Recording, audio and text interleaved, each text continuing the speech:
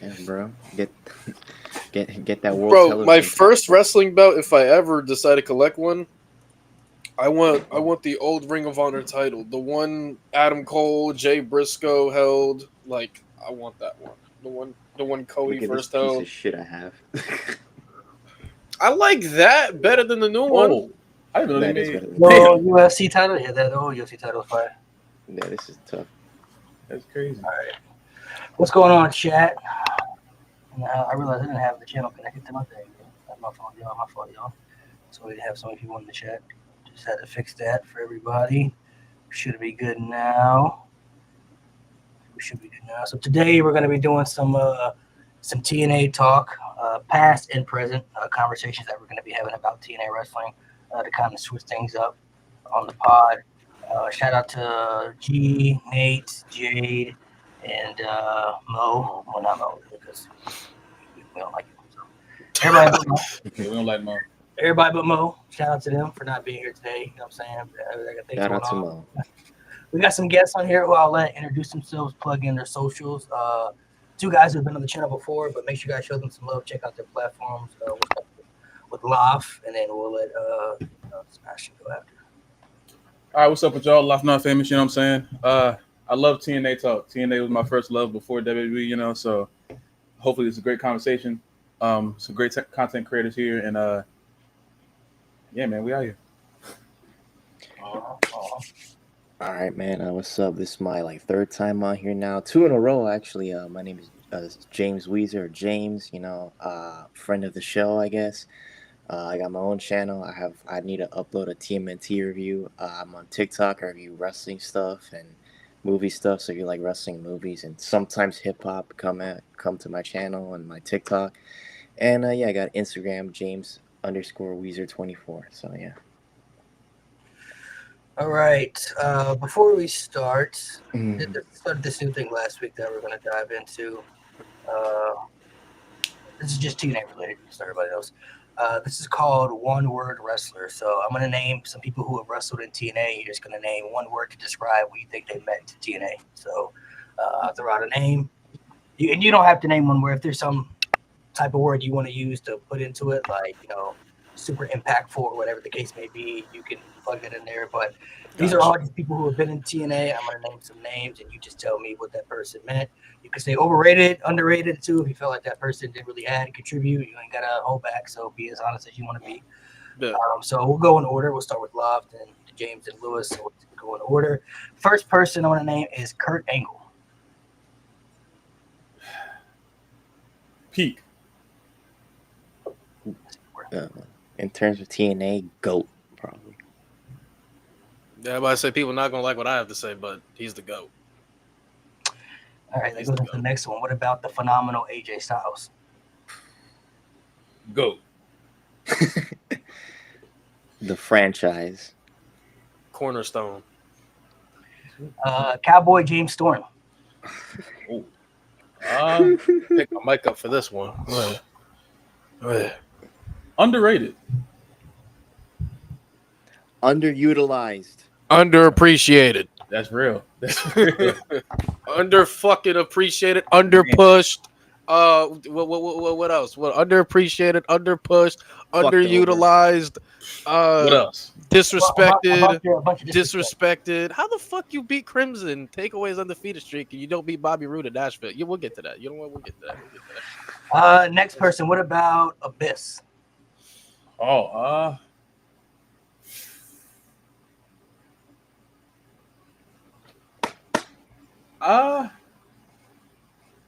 hardcore. Risk taker. Risk taker. My bad for my shitty English. Insane. Yeah. He was Insane. How do you not hold the world title? We'll get there. Don't worry. Well, he did. The NWA world title for like a cup of fucking coffee. Yeah, for about a good episode of SpongeBob. That's what I would say. What about Bobby Roode? This is technically 2 words, but it factor. Peak. In terms of who he was, floor raiser. Okay. Got a couple more I'm gonna name. Samoa Joe. Another one, underrated. Disrespected. Inconsistent booking. That's Yeah, unfortunately. Pissing me the fuck off. Tapped out to Jeff Jarrett. What about Christian Cage? Oh shit. I keep saying underrated with these people, but like fuck. I'm gonna say legend. Finally treated with fucking respect.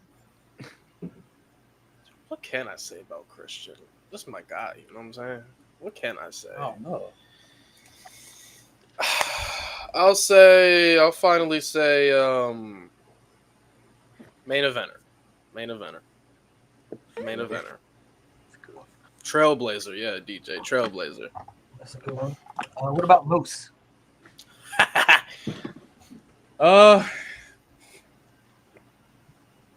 Overrated. I'm sorry, bro. I know. I'm sorry, bro. I ain't fucking with it. I ain't fucking with it, bro. Okay.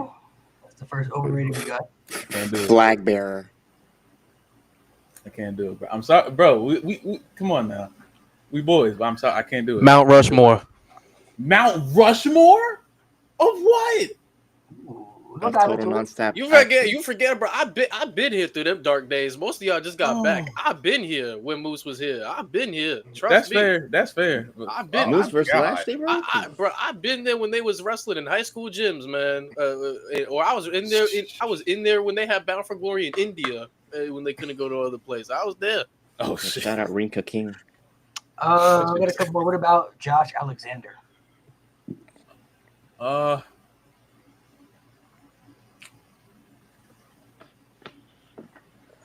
I'll say Cornerstone. Another flag bearer. Babyface. Jeff Hardy. Oh man, go again. You know what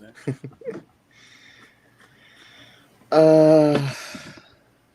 What can I say about Jeff Hardy and TNA? Say a lot. Great peak. Popularity. What about Sting? Leader. Franchise player also. I'm with you on leader. 100% a leader. Veteran. Yeah. We got two more. Bobby Lashley. Almighty. Bob Lashley. Yet another peak, man. Beat down Clan. Oh yeah. Dominance. The last one I figured would be the most interesting. Good old Double J, Jeff Jarrett. What can we say about Jeff? Oh God. His highs were incredibly high. His lows were Vince McMahon low. The Double J Double MA challenge. Man, That shit was funny. I'm gonna say, King of the Mountain still one of the worst match types I've ever seen, bro. Reverse. Why would I want to hang the belt? Why can't I just take the belt? I have it right here. Yeah. I'm gonna take the high road and say Founder. Okay.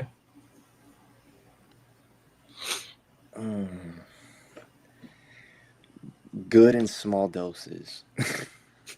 That's funny. At his peak, Star Maker. At his low, though. Lashley sisters. Ooh, God. At his peak, Star Maker. Lashley's sister. That's his fucking low, bro. Lashley's low. Bro, have you seen Global Force Wrestling? Let me check. Yeah. Bro. Alberto El Patron. Oh, brother. That was it. We'll get there. But when we'll get Star there. Maker. Man. Unless your name is Monty Brown. I want you to, if you want, for people who may not be too familiar with newer stuff, you had Moose on the Mount Rushmore. So, Yes. I don't know if you want to break it down why he's on your Mount Rushmore for people who may not know, because I feel like most people think of TNA, they're going to think of the old TNA. Most people didn't watch through the bad years, but you stuck through it, so you have a right to the opinion. Yeah, so So you know me, I do this with Power Ranger fans. I do it with sports fans. Sports and Power Rangers didn't stop when you stopped fucking watching. It kept fucking going. So unfortunately, some of your favorites they're gonna get passed up. The reason I have Moose is Moose was the consistent biggest babyface through the dark periods of TNA. Like I said, I'm talking about when they were in India and they couldn't get a fucking TV deal nowhere else, and they had to stay in India, and they're doing the biggest pay-per-views in India. I was watching when they were doing their shits in high school gyms and shit like that. Like Moose, when he turned heel, when there was another big baby face that needed to rise up and needed to be built up to be the big baby face in the company, they were built up by Moose. Most of the time, they were built up by Moose. But Moose is a baby face. When there needed to be a big bad heel to take over to be number one in the company, they were built up by Moose. Then when we get into title reigns, every single title that he's held in any time frame was uplifted by Moose. So we're talking about the Impact Grand Championship. That championship didn't last for too long, but it meant something when Moose held it. Moose held that fake ass TNA world title when he unified it with Rich Swann. And how did Rich Swann get elevated? Because he beat Moose. Then Moose held the Impact World Championship. We know how that ended. Josh Alexander, think y'all know him, built up by Moose. We look at the TNA World Championship. He simultaneously helped build up Nick Nemeth and Joe Hendry, who are the two biggest stars currently right now in TNA. Everybody that touched Moose got elevated to this insane standard. I like to say, I'm trying to use this loosely. I like to say in a way he's like Shawn Michaels. Anybody that got in the ring with prime Shawn Michaels was elevated to a standard that they never went back down. And that's the same with Moose. Everybody got better, and anybody who left TNA got bigger contracts after they fucking feuded with Moose. Everybody got their first main event programming with Moose. And on top of that, Moose has consistently been this main event guy, whether he's a babyface or whether he's a heel, and he's consistently putting on these amazing matches and these amazing stories. Mostly everybody in current gen TNA or Impact Wrestling is connected to Moose some way, shape, or form. Just like so many people in the Ruthless Aggression era, some way, shape, or form was connected to a guy like Shawn Michaels. Not saying he's Shawn Michaels level, but Shawn Michaels, in that time frame in the Ruthless Aggression era, whether he had a match, whether he had a story, that was the story you want to see. And that's the thing with Moose. Moose, like, that was the story you want to see. Whether Moose was feuding with Josh Alexander, whether Moose was feuding with Nick Nemeth, whether Moose was feuding with Alex Shelley, whether he was feuding with Rich Swann, everybody, some way, shape, or form, became way better after getting out of a feud with Moose. And Moose consistently, and when every single person left after he elevated him, Moose stayed, and he's still consistently building. He just did it with Leon Slater. Mm-hmm. Yeah, I was about to say Leon Slater is another example right now of somebody that 10 years of elevating people and making stars off his back. 10 years of people getting better and leaving the company, and 10 years of consistently doing the same thing. Just saying. You see, I know people will be questioning me. Moose is like Shawn Michaels. Yeah, I didn't listen. Biggest example, or one of the bigger examples I remember, because I would watch. I never really stopped watching. I would just watch in and out a lot. But like what I remember is like when Drew Galloway beat him for the Impact World Title. That was like getting him ready for the world title that Drew Galloway eventually won. So that's just one example, you know. So if Moose is on your Mount Rushmore, who was the other three spots? I mean, I've always said this. I think Kurt Angle is the greatest of all time. I think AJ's the face. I have Moose because Moose was the guy that stayed and really dug TNA and Impact at the time period, and I have Gail Kim because she's a TNA knockout. And from our time frame, she was like, her and Awesome Kong had like the very, very first feud that people really did care about in TNA when it came to the knockouts. Yeah. And that's still a feud we talk about. And yeah, I think she's the GOAT knockout. But over time, she could be taken up by like Jordan Grace. Deanna was really close of overtaking her, but I have Gail Kim. So, Laf, you said Moose was overrated, man. You want to elaborate on that, bro? Yeah, I mean, I think when I first was introduced to him, I understand the appeal. You know what I'm saying? He looks like a star on camera. The theme song is great. You know what I'm saying? I've never seen the star quality in him. Now, a lot of things that Lewis explained, I had no idea about. So he does make a very good case for him being on Mount Rushmore. While although he's not on mine, I think mine is more like a retro kind of thing. As far as like current TNA, when Moose was doing this thing, I stopped watching. I kicked out. I stopped watching in like what 2015. I think I stopped watching. So during Moose's whole run, I wasn't there. You know what I'm saying? So a lot of stuff I just came back around, say 2021, too. You know what I'm saying?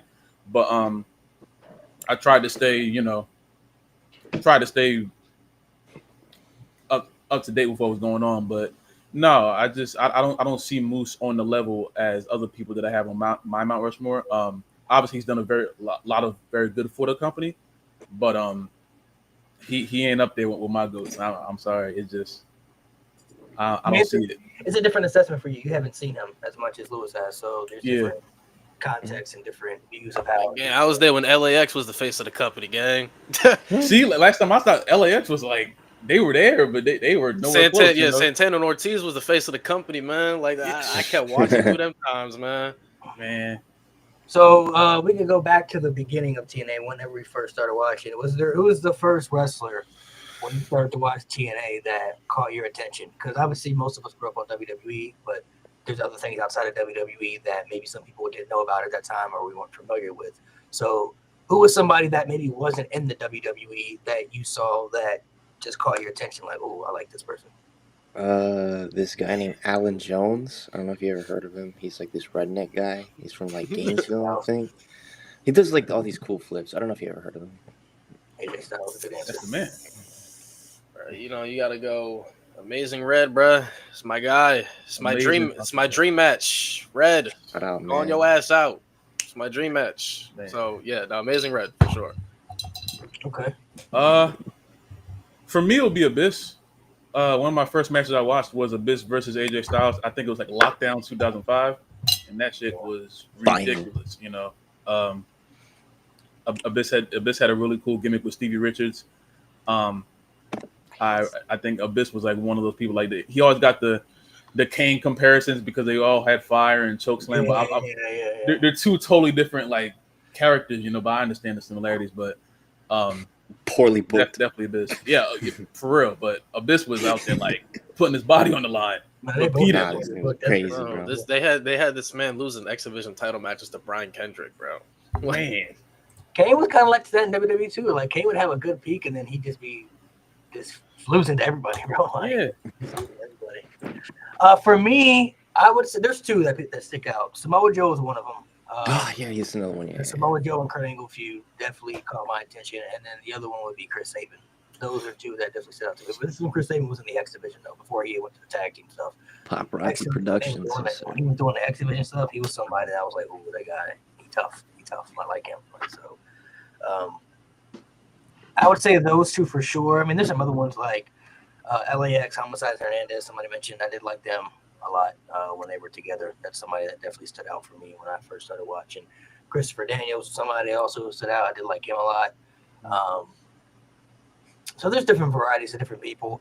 I mainly got into TNA though when Kurt Angle went there. I knew about it before then, but I wasn't paying attention to it until because Kurt Angle was one of my all-time favorites. So when he wasn't in WWE, I was kind of confused like where he was. And then my uncle is the one who got me into wrestling, and he around that time he was watching TNA more than WWE. So he was telling me about TNA for a minute, and then he had told me Kurt Angle was like, "Your boy, he over here now." I said, "Oh, I gotta take that shit out." Then Kurt Angle's there. It's got to be serious. I got to see what this is about. So, and then I kept watching all the way through, pretty much until around like 2013, 2014ish.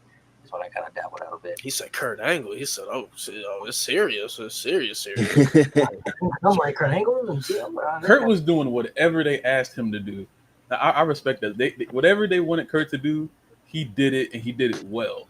Bro, like, he spent an entire episode of Impact in like literally Speedo. That shit was funny as shit, bro. Yeah. Bro, do you know the story how they could have had Brock Lesnar? Yeah, I've heard of that. Yeah. Hey, Brock basically wanted the same contract as Kurt Angle, and they didn't want to give it to him. So that would have changed a lot. I don't know what. So I'll put myself in debt for them a couple months. Like, oh yeah, come on, Brock. Come on, Brock. I don't know. I'm not exactly sure what year this would have been exactly, but I'm sure it'd have been prime TNA. So you got to think if they were able to get Brock Lesnar, and you got to also remember TNA doesn't have the crazy WWE type of schedule, so they don't have to travel as much and work as much dates. So they might have been able to get Brock Lesnar like a full-time TNA deal, showing up to TVs and everything with guys like Kurt Angle, AJ Styles, James Storm and Bobby Roode and all the other people they had on the roster at that time. I'm like, bro, what? And then they bring in Hulk Hogan. You know what I'm saying? Eric Bischoff. Like, what are we doing, bro? Like, Oh my God. That's where the decline started. That's where it went I have downhill. Brock Lesnar, but bring in those people. That was the nosedive. I remember that man. first show when he came out and they were like, and Hogan cut that promo just talking about how he was trying to make this Monday Night Raw light. He got rid of the 6 sides, made it the four-sided ring like all the other rings, Yeah. And once you got rid of the octagon ring, once you get rid of that, TNA was dead. That was the first nail in the coffin. Yeah, that was one of the things that made it original. When you first, for me, when I first watched TNA, the first thing that caught my eye was before the wrestlers. I'm like, the ring. Ring. You know what I'm saying? It didn't make any sense, So like everything that made TNA what it was, Hogan stripped away immediately. So I will say, X Division wasn't the same either. They're taking away the 6-sided ring. Sucked, but it was good for the wrestlers because they all talked about how shitty it was to wrestle in that ring. But it was good for the wrestlers' bodies. I didn't mind that. I didn't even mind the beginning of when they were there because I still believe the Aces and Eights storyline is one of the greatest stories they ever told. That shit was. I agree. Like that. That was like 3 years later. That storyline was like really, really good during that time frame. But then after that story ended, that's when things really kind of started to change with the whole AJ stuff. And then when he left, I'm kind of thinking like, oh, like they lost AJ Styles. Something going on, bro. Like you can't lose somebody like AJ Styles. So that's when I kind of started to dabble out with it a little bit, and things started to change. You could just tell things in the environment were starting to change too, just based off how the arenas were looking and how things were set up and stuff. It kind of the vibes starting to get a little bit different around I think 2012, 2013ish. Mm-hmm. Even like Impact Wrestling, like I think that was probably like 2013, 2014, like when they turned from red to blue. That era was still really, really good for me. That like a lot of the Bound for Glory series, Yeah, like 2012, 2013 was still that was cool. Good. Yeah. It was still you could tell the shift was happening though, like something was changing. And that even though it was still good, things were changing. And now I don't know when the bad year started. I'm thinking 2014 probably up is when it started to get like. Well, 2010 was dog shit. I'm not gonna lie, but them motherfuckers had Val Venus and Jeff Jarrett in a bathroom fight. Bro, speaking of Jeff Jarrett's brawls, bro, him and Kurt is the funniest parking lot brawl I've ever seen, bro. The first thing Jeff Jarrett tries to do is double leg Kurt Angle. Yeah, you stupid as fuck, bro. You deserve. Got his ass whooped, boy. He got his ass whooped, man. Sent to Mexico, bro. Broken Matt Hardy. See the broken Matt Hardy thing. I knew about that because how popular it was. I watched it wasn't TNA, but I knew he was doing something over there that was like changing everything. Like he's not standing out. Bro, Jeff was so popular, it got Matt a world title. That's literally what it was. Jeff was so popular, he got Matt a world title. Because in that storyline, Jeff Hardy ended up becoming EC3's personal assistant because Matt Hardy lost a match to EC3 for the world title. Right. And then it transitioned to Matt Hardy in the main event of Bound for Glory with Drew Galloway. And then people didn't want to see fucking Jeff Hardy being EC3's personal assistant because he's holding up a big-ass EC3 face. He's wearing a suit that's covered in EC3's face. So everybody's like, nah, bro, Matt got to whoop his ass, bro. You got to save Jeff. That's what happened. He ended up saving Jeff from being his personal assistant, bro. He got a world title. Look at Jeff, man. Elevated people without wrestling, bro. He's Mount Rushmore. I made a TikTok and I put Jeff on my Mount Rushmore. I don't think it's crazy. I don't think he's you could argue after Kurt, he's like the biggest job they had. Thing. Yeah, it's not crazy. Jeff is on my TNA Not Rushmore for the simple fact I think during 2010 to like 2013, he was one of the big reasons I think people were watching. He was the face. People don't want to hear it. He was over AJ. He was the face. He was the face in that time. Even through his, he was the face. Yeah, AJ was Ric Flair's bitch. We're not moved. Even through his bad times when he would screw up and stuff, he always managed to come back and gain the fans' support again, and they always trusted him to still be in a top position. So that's something WWE never did. Once Jeff kept screwing up, they were hesitant on like, oh, we don't know if we want to put him up there because he keeps showing the same type of consistent pattern. TNA had enough trust in Jeff Hardy. Like, all right, he continues to do things, but he makes up for it. He'll do better, and then he'll make up for it. And the people still obviously like him. Like, they still support him. AJ was fucking on Claire. Like, I'm not fucking. That's why I partially Rest have in always peace. Rest in blamed. peace. Oh yeah, she passed away a few months ago. She did? Yeah, she passed away a few months ago. Yeah. She was crazy. Oh, rest in peace. I'm sorry. But that was something like I partially always blamed WWE for, because like you send him to a different company, he goes to TNA, and like even though he's still going through the same shit he was going through, especially with that, everyone knows the Victory Road situation. Yeah. Time and time again, he would win tournaments. Time and time again, they'll put him back winning world championships and tag team championships. If they just let him go, he would have been an even bigger star in WWE, and then the whole TNA stuff probably wouldn't have even happened. A lot of people don't remember TNA was the beginning. A lot of people think he started off in WWE. He started off in TNA, and then you had, very, very early, he started going back and forth. But Jeff was consistent in just every time TNA asked him to just do this, he always did it. Even when he fucked up, even when he made his mistakes, they always gave him the ball back, and he always scored again. So it's like, I really wish that things were different, but at the same time, I don't, because a lot of the greatest moments in my wrestling history, like the Jeff Hardy heel turn before John Cena's heel turn that we just saw, that was the my Jeff Hardy heel turn to Bound for Glory. Oh man, that was crazy. Now the Immortal storyline wasn't very good after that. It got kind of weird after that. I don't think it was The whole company joined him. Why? Yeah, no, after that, but that peak right there. His feud with Mr. Henderson was good though. They had a great ladder match. They had a really good ladder match. Whenever people say 2008 Jeff Hardy is the best Jeff Hardy, I tend to heavily disagree, because I personally think from an overall quality and overall package standpoint, I think 2013 clears it. I'm not gonna lie. Yeah. When that story leading up, story leading up to the Bound for Glory series, the Bound for Glory series matches leading up to Bound for Glory, beating Austin Aries in the main event of Bound for Glory, his world title reign when he was beating Bobby Roode, when he got into the feud with Bully Ray, like 2013 overall package standpoint, 2013 is the best Jeff Hardy I've seen in my life. That's definitely his peak for sure. And he was having a lot of good quality matches in that time without stipulations attached to it, without ladder matches, without steel cage matches. Like, a lot of people always call Jeff a spot monkey or a risk taker, but I don't think a lot of people have seen his quality in TNA. Like, he can actually wrestle. He can actually put on good matches without a stipulation attached to it.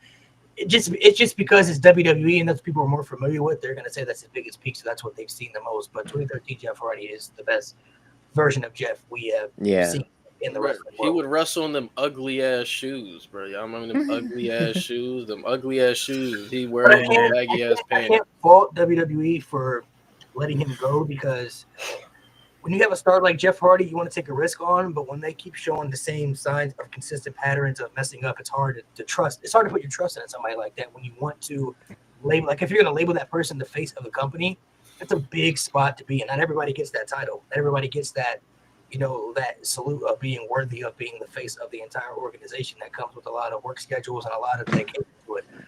Not everybody can match John Cena on that level when it comes to the work schedule, the dedication, like everything that comes with it. So when Jeff has a pattern of like being somebody who you want to put there, but they keep showing the same signs of making mistakes, it's kind of hard to trust somebody like that when you're, when you have a business. I mean, you have a company that you have to rely on. Like, you have to make sure you put the right people in those positions. That's one of the reasons when somebody like the Ultimate Warrior failed, like he beat Hulk Hogan, but then they realized quickly afterwards this isn't going to work. So they retract back to Hulk Hogan again. You know what I mean? So you have to make sure you put the right people in that position. RVD was wasted in TNA. No, the fuck he was not. They fucking protected that motherfucker. All he did was win. He didn't know how to lose. That motherfucker RVD has a lot of wins, bro. TNA, a lot of wins. He's the one. We saw the thing. He's bro. TNA RVD is so protected. He beat AJ for the world title on television. Who would you say? Who would you say are the top 3 superstars that transformed from WWE over to TNA? Oh, okay. Like, so did better in TNA, you mean? No, just the people who like may have had a better TNA career or the same amount of good they did in TNA and WWE. Like people who so the first overall for me is Lashley. Yeah. I'll go. Oh no. Let me. First overall is Kurt. Sorry. Second, Lashley. Lashley, bro, that image, bro, the image of holding every single championship, bro, is fucking ridiculous. But also like a lot of good he did. Like obviously the Beatdown Clan, and then the feud with MVP, the trilogy with Bobby Roode is one of the greatest trilogies of all time. He was responsible for helping make Eddie Edwards into a main event star in TNA, because Eddie Edwards was already a main event star in Ring of Honor, but took Eddie Edwards a little bit to get his footing in TNA. That's one of the most shocking title wins I've ever seen. So Lashley has a lot of fucking great. So I'll go Lashley to number 3. Who do I want to say for number 3? Let's go. Let's show Mickey James some love. Mickey James some love. Yes, sir. Hardcore. Let's show Hardcore Country, man. Mickey James. When I first realized I was a man. You think Lashley had a better TNA career than the WWE overall? Yes. Yeah. People not gonna like that, but yeah. I mean, you got. But the Almighty Peak was great though. Let me chill though. Almighty Peak was You got to great. think in Ruthless Aggression era, he was only there for 2 years, so we don't really know if he had stayed, what would have happened throughout the time. But the Lashley sisters though, man. TNA never had a Lashley sisters, man. He True. never had a Lana either. Never had a Lana. Christian Cage. Those are Christian good Cage, ones to say. Some people said Christian Cage. Bully Ray is a good one. Bully Ray is a really good one, actually. RVD. Yeah. I was thinking of people that started off in WWE and transitioned over. That's what I was thinking I'd say, I mean, at least for the first 3 years, Ken Anderson. Well, yeah, we all know what his run was supposed to be like. And that Lee fat ass, yeah. Lee, I'm get not good worried at about Mario Lee Kart fat before ass. donating shit. I would say Bully Ray for sure too. I would definitely say Kurt Angle is number 1. Kurt Angle is, I think, the only guy to transform from WWE to TNA to have the most balanced career in both. He was very successful at WWE, super successful in TNA, so he has to be on there. Yeah. I would say Christian as well, just for the simple fact, Christian Cage, I don't think people really looked at him as like somebody who could be a main event guy until he went to TNA. I think people looked at him like he's a mid card guy. This is like his ceiling in WWE. That's how he was being used. When he went to TNA for those couple of years, that's when I think people started to be like, "Whoa, Christian's actually really, really good. He could actually be somebody who could be. Maybe he don't have to be like the top champion, but he could be the world heavyweight champion. You know what I'm saying? Like he could be a main event guy over there. You know, for them, I think that's when people started to look at him in that limelight. And then I would say, to be a little different, I'll say Jeff Hardy too. Gotta throw Jeff Hardy on there. Jeffrey Nero, yeah. Jeff is also somebody who's also had a perfect balance from WWE to TNA, and I think his peak in WWE, he had that in TNA, but better. Yeah, I agree.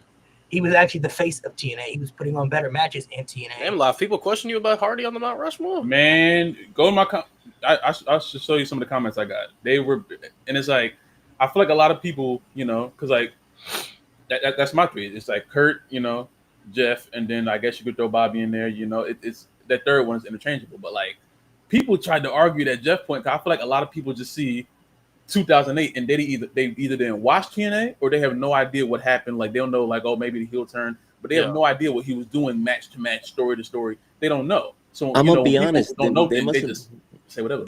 They must have not been watching 2008. You're losing on pay-per-view to MVP, brother, in 10-minute matches. Oh my god! Losing most of the time MVP. when people don't know things, they'll just disagree.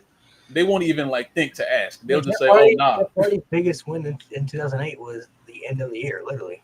Like Literally, bro. Like, bro, people in the chat, when I said Moose, they were bringing up Samoa Joe. Like, he's not even better than Samoa Joe. I'm like, y'all not gonna like what I have to. Y'all not gonna like what I have to say. Samoa Joe with the tattoo on his face. They use why is Moose over Samoa Joe in TNA?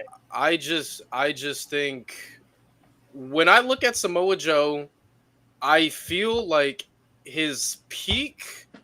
People like to paint that's what his overall career was. When Samoa Joe, when he showed up. He was undefeated for a year, showed up in that Bound for Glory, whooped some ass, was TNA World Champion.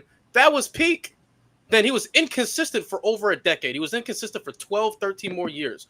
Moose has given me solid consistency. Moose was a better world champion. Moose was a way better X Division champion. In the consistency of matches and the consistency of stories, Samoa Joe didn't have that consistency. That's not his fault. But they didn't book him with that consistency after his peak, after the Angle feud or whatever. Like he was never the same after that. I feel like people look at somebody's peak and think they were like that their entire career. They weren't. Samoa Joe was booked against Austin Aries in a career versus career match. I think also too when this is what I think people misconstrue. When you're saying that Moose is better than Samoa Joe, I think people assume that you're saying he's a better talent, he's a better wrestler, he's a better promo. No, that's not what he's saying though. He's just saying Moose has his peak better. He just had a better peak, which is not crazy to say. Like he's not saying Moose is a better wrestler. He's not a better promo guy. He's just saying that Moose had a higher peak. Samoa Joe was just inconsistent throughout years with his peak. People must not know how I do my rankings. Your peak is cool, but I value how long you've been doing that peak for. Samoa Joe's peak, 2 years max.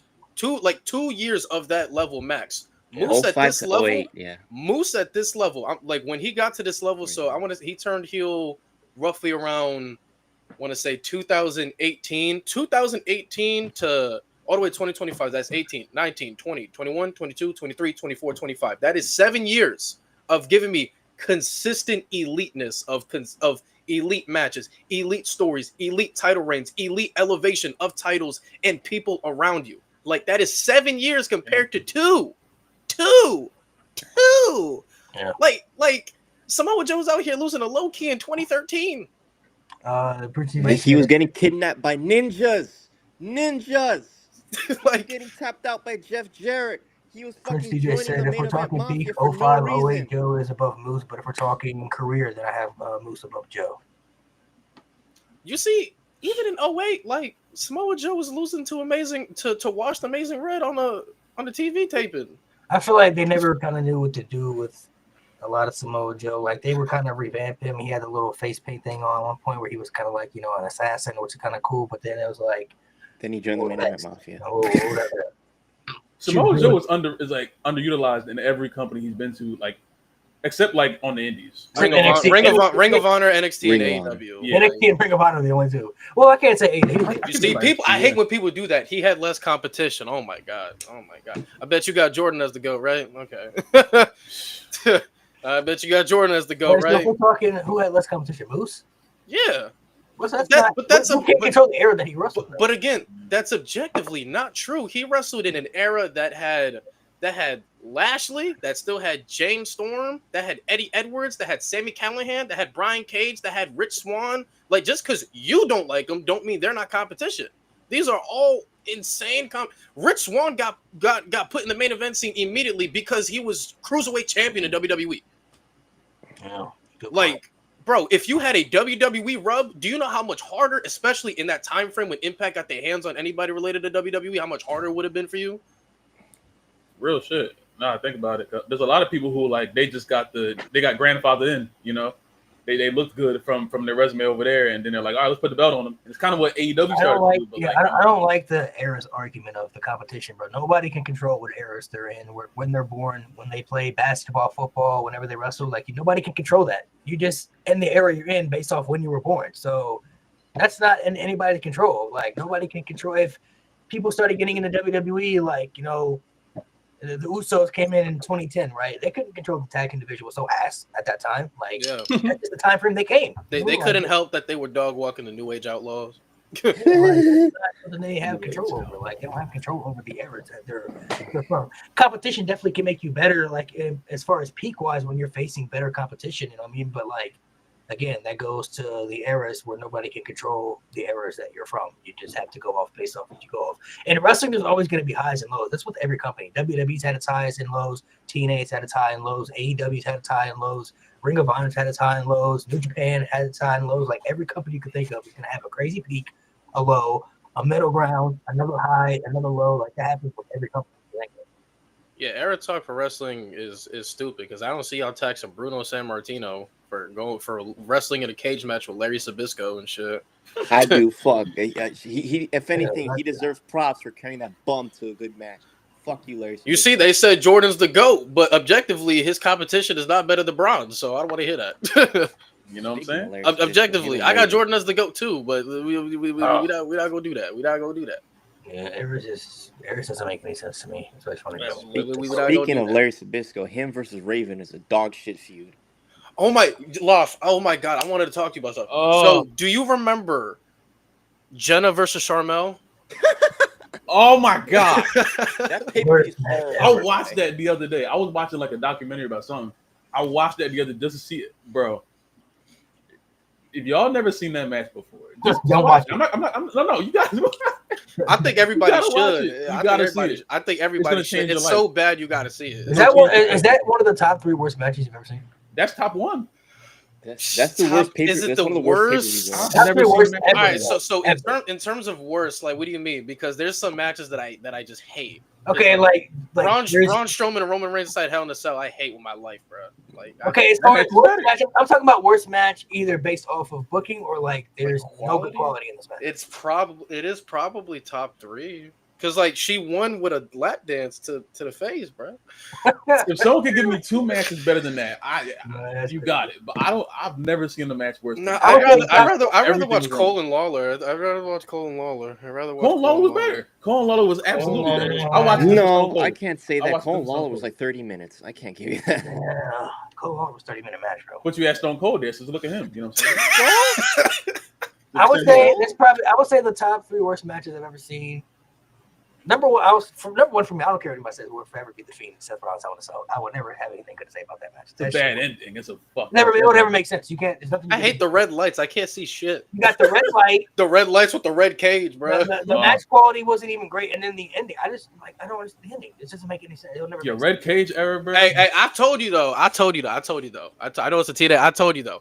I can understand the ref thinking we're going too far with a pile of metal and a sledgehammer slamming down on somebody's face. I understand that. I never understand how we ending a match because Brock Lesnar F5s both Roman Reigns and Braun Strowman. They said, nah, they can't continue. What the fuck? I just called Miss me with that bullshit, man. The thing is, okay, so both were bad actually. They both were good.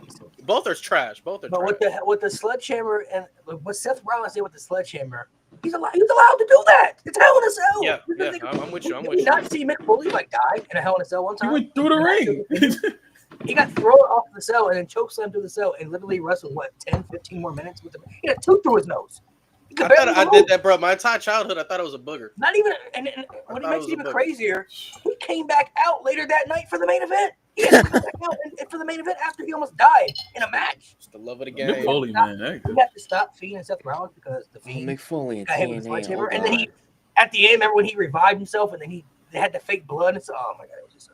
Bro, this shit is trash. But the Charmel match definitely is up there for sure. She won with a lap dance, bro. It's the way she was doing it too. She put her hands like this, and then she was wiggling them hips like this. That finish is worse than that's definitely TNA's worst match. Bro, take it with a grain of salt. That entire pay-per-view sucks. Bro. Yeah, No Surrender was pretty bad. The main event is Kurt Angle, Mick Foley in a straight-up wrestling match. Bro, if you look on Wikipedia and the quotes, bro, like take it with a grain of salt. We don't give a fuck about Dave Meltzer, but bro, like that motherfucker says that's the worst match I've ever seen in my life. It's the worst match. There's no story. There's no like reasoning for it. They're just in there. Bro, that was a pay-per-view match, bro. It was a pay-per-view match, man. Not a single good match. So what I wanted to ask is, what's a TNA match that people wouldn't think that happened but did happen? For me, I always say I feel like there's a lot of people that didn't know AJ Styles and Tommy Dreamer had a feud, and they had an I Quit match that was really fucking good. With the fork? Yeah, with the fork, yeah. Like people like AJ and Tommy Dreamer, that match, that I Quit match, that was some shit. Like AJ was gouging that shit in there, man. That was fucking crazy. That's going on. Like Mick Foley versus Abyss. Shit. The Mankind knockoff versus original Mankind. Shit was crazy. Foley was still doing crazy shit, man. If I told someone that, bro, if I told someone that Amazing Red fought like a Goldberg version of himself, I don't think people would understand. Like, what like talk about Crimson? Yeah, top 5 theme song, by the way. Top 5 theme song. That's real. Crimson, man. They tried to make a Goldberg, but just looks just like Amazing Red. I mean, like, I think Crimson was cool when he first came out. I was like, oh, this guy's crazy, you know. And then I think it was a Samoa Joe feud. I think that's where they lost me. Towards ACL. I was never into Crimson like that, though.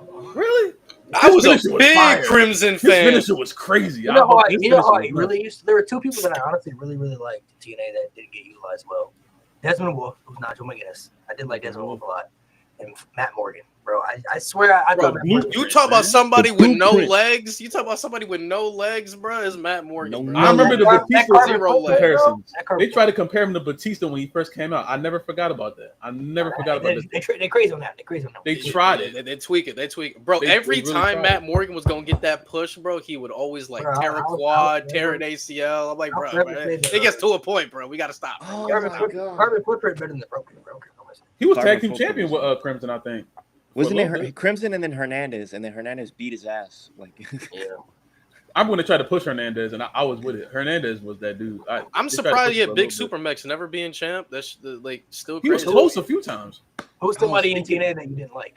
Somebody you didn't care. Oh fuck me. Orlando Jordan. Yeah. Fuck you, Orlando Yo, Jordan. respect Orlando Jordan. Respect Hell Orlando no, Jordan. he Orlando rubbed lotion on Jordan. himself.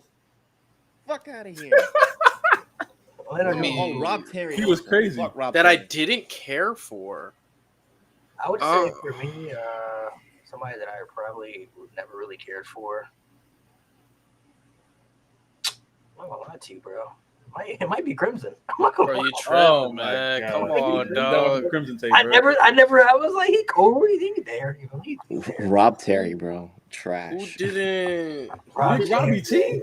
Big Robbie Rob T was Terry was crazy. horrible. Now, Robbie E though. Oh my God. No, Robbie E. Was Robbie like was that. Robbie also E was like fire. that. Yeah, Robbie E, oh my God. Rockstar. I hate Rockstar Spud. I hate Hey, Every- relax. every man. iteration of him. I hate Relax. that guy. Bro, his I hate feud him. with EC3 is fucking amazing, man. He's on my 5 wrestlers that I just hate forever. He's on that. He's Oh on my that God, 5. bro, DJ Zima relax. Island. I Who hate did that it? guy. Oh, DJ, somebody said- DJ, you somebody didn't said care about Kaz? Kaz? Yeah, you tripping Oh, out. Yeah. Sanjay Kaz. Dutt? No, you're a bot. You're a Kaz is bot. a Sanjay cornerstone. Dutt? You didn't care about Sanjay You Dutt? came with That's Sanjay crazy. Dutt. Sanjay Sanjay Dutt. Dutt, okay, but Kaz was tough. Yo, Sanjay Dutt and Cash still Jay going now, Lethal, too. bro. Greatest feud of all time over Soul Calval. All right, this Shout out what to I- Cal This is what I'll say, bro. Like comparing both of them, bro. I was not a big Shelly guy. I was always Sabin, bro. Shelly was tough. I was always a Sabin guy, bro. No, I'm always Sabin guy. I like Sabin. I was always a Sabin guy. Sabin's my guy, bro. Like Who was the one with the camera and Paparazzi Productions? Was it Shelly or Sabin? That came out to I the don't ring know. with the camera. It was one of them. was it Shelly? It might have been Shelly. I think that's the one I like. I like because he came with the camera. I remember that shit. I'm gonna give Chris. Oh no, Sabin that the was World Sabin. Title That was feud. Sabin. That That was was Sabin. Sabin? That was Okay, Sabin. there Yeah, you that go. was Sabin. Oh, Chris shit. Sabin. I love Chris, bro. I love Chris Sabin, bro. I love Chris Sabin. Hey man, shout out to those early NWA-TNA guys, man. Shout out Sonny Siaki. Shout out Michael Shane. Shout out Mr. Cab Driver Slam. Bro, himself, you didn't David like Young. Kaz, bro. Kaz was tough. See, even How do you Moses not know like that. Kaz, You know what I'm bro? saying? What the Rockstar fuck? Spud, Bro, man. not liking Kaz is crazy. I do want to say real quick. I did want to. I meant to ask Malik, but I want to give somebody their flowers. They just retired. Sami Callihan, my man, just retired.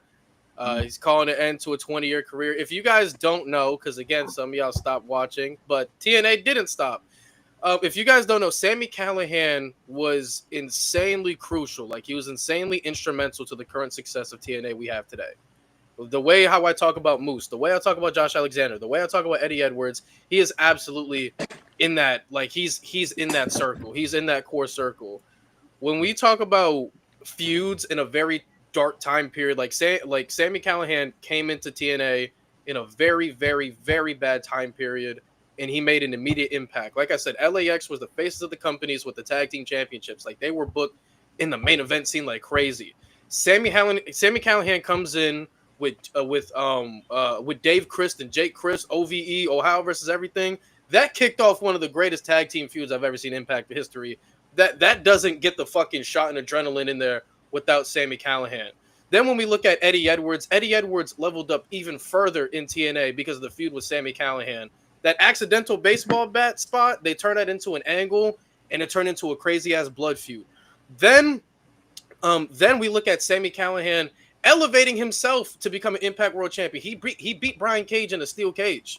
Remember that. We often talk about Tessa Blanchard being the first ever TNA Women's World Champion of all time. She's the first ever woman to hold the title. She doesn't get there without Sami Callihan because before she even beat Sami Callihan for that title, she already had a feud prior with Sami Callihan because she wanted to prove that she can hang with the dudes, and Sami Callihan was the standard. And without that feud, without that prior feud, Tessa doesn't get that world title without Sami Callihan. And on top of that, Sami Callihan was put in big matches. Like he faced Kenny Omega at Slammiversary. That showed you how much they valued Sami Callihan. I know Sami Callihan was dealing with some health issues and shit over time, but without Sami Callihan, without his character work, his storytelling ability, the matches that he was putting on, Sami Callihan, like without him, TNA really doesn't reach the heights that it did. He truly carried his part. He truly pushed the company forward when they needed him to. And I just want to give him his flowers because I feel like he's going to be a guy that people aren't going to give him his flowers and they don't know too much about because he did show up in a time period where everybody stopped watching. But when I tell you this man put his heart and soul into TNA, he is one of those guys you can say is the heart and soul. Like he's one of the guys you can consider heart and soul. He loved this company. He did everything he could. So shout out to a great retirement. Thank you for putting over Mike Santana. I'm Puerto Rican. I'm biased, but thank you so much. You were amazing. You kept so many people watching, and happy retirement, brother. Happy retirement. Yeah, he's still pretty young too. He's only 38, 39, so 37, something like that. So he probably got a lot of injuries too, like they're dealing with stuff like that. Wrestling is a very physical aspect of the sport. So shout out to Sami Callihan. Yeah, I remember when he was Solomon Crow in NXT. Yeah, I'm gonna say he was in NXT. That was him? Yeah, that was him. Fuck. That Wow. that dumbass finisher, that slingshot headbutt, bro. Hell no. He wasn't in TNA too long though. He left. He was in NXT too long. Yeah. He got smoked by Kevin Owens and then he left. Yeah. Let's dive into the. We gotta show some love to the TNA Knockouts. So yeah, before WWE had the Divas era and everything, I think a lot of people who may not have saw TNA during this time of some of what the women were doing, like Awesome Kong, like Mickie James, like Gail Kim, the Beautiful People, Daphne. Some of these people who were taking really big bumps, with some of the guys or having feuds, that were just as big as the men's feuds or feuds that were actually interesting. Victoria, when she went over there, I think the Gail Kim and Awesome Kong matches, like the matches they were having around that time in the mid 2000s, that really kind of was like showing a little bit of a spark of the women's revolution that went over to WWE later in the years. But that right there, showed signs that like if you use the women in a certain way, they don't have to be sex appeal. They don't have to be the bra and panty matches, the lingerie pillow fights. Like they don't have to be of this aspect of what they need to be for a targeted audience.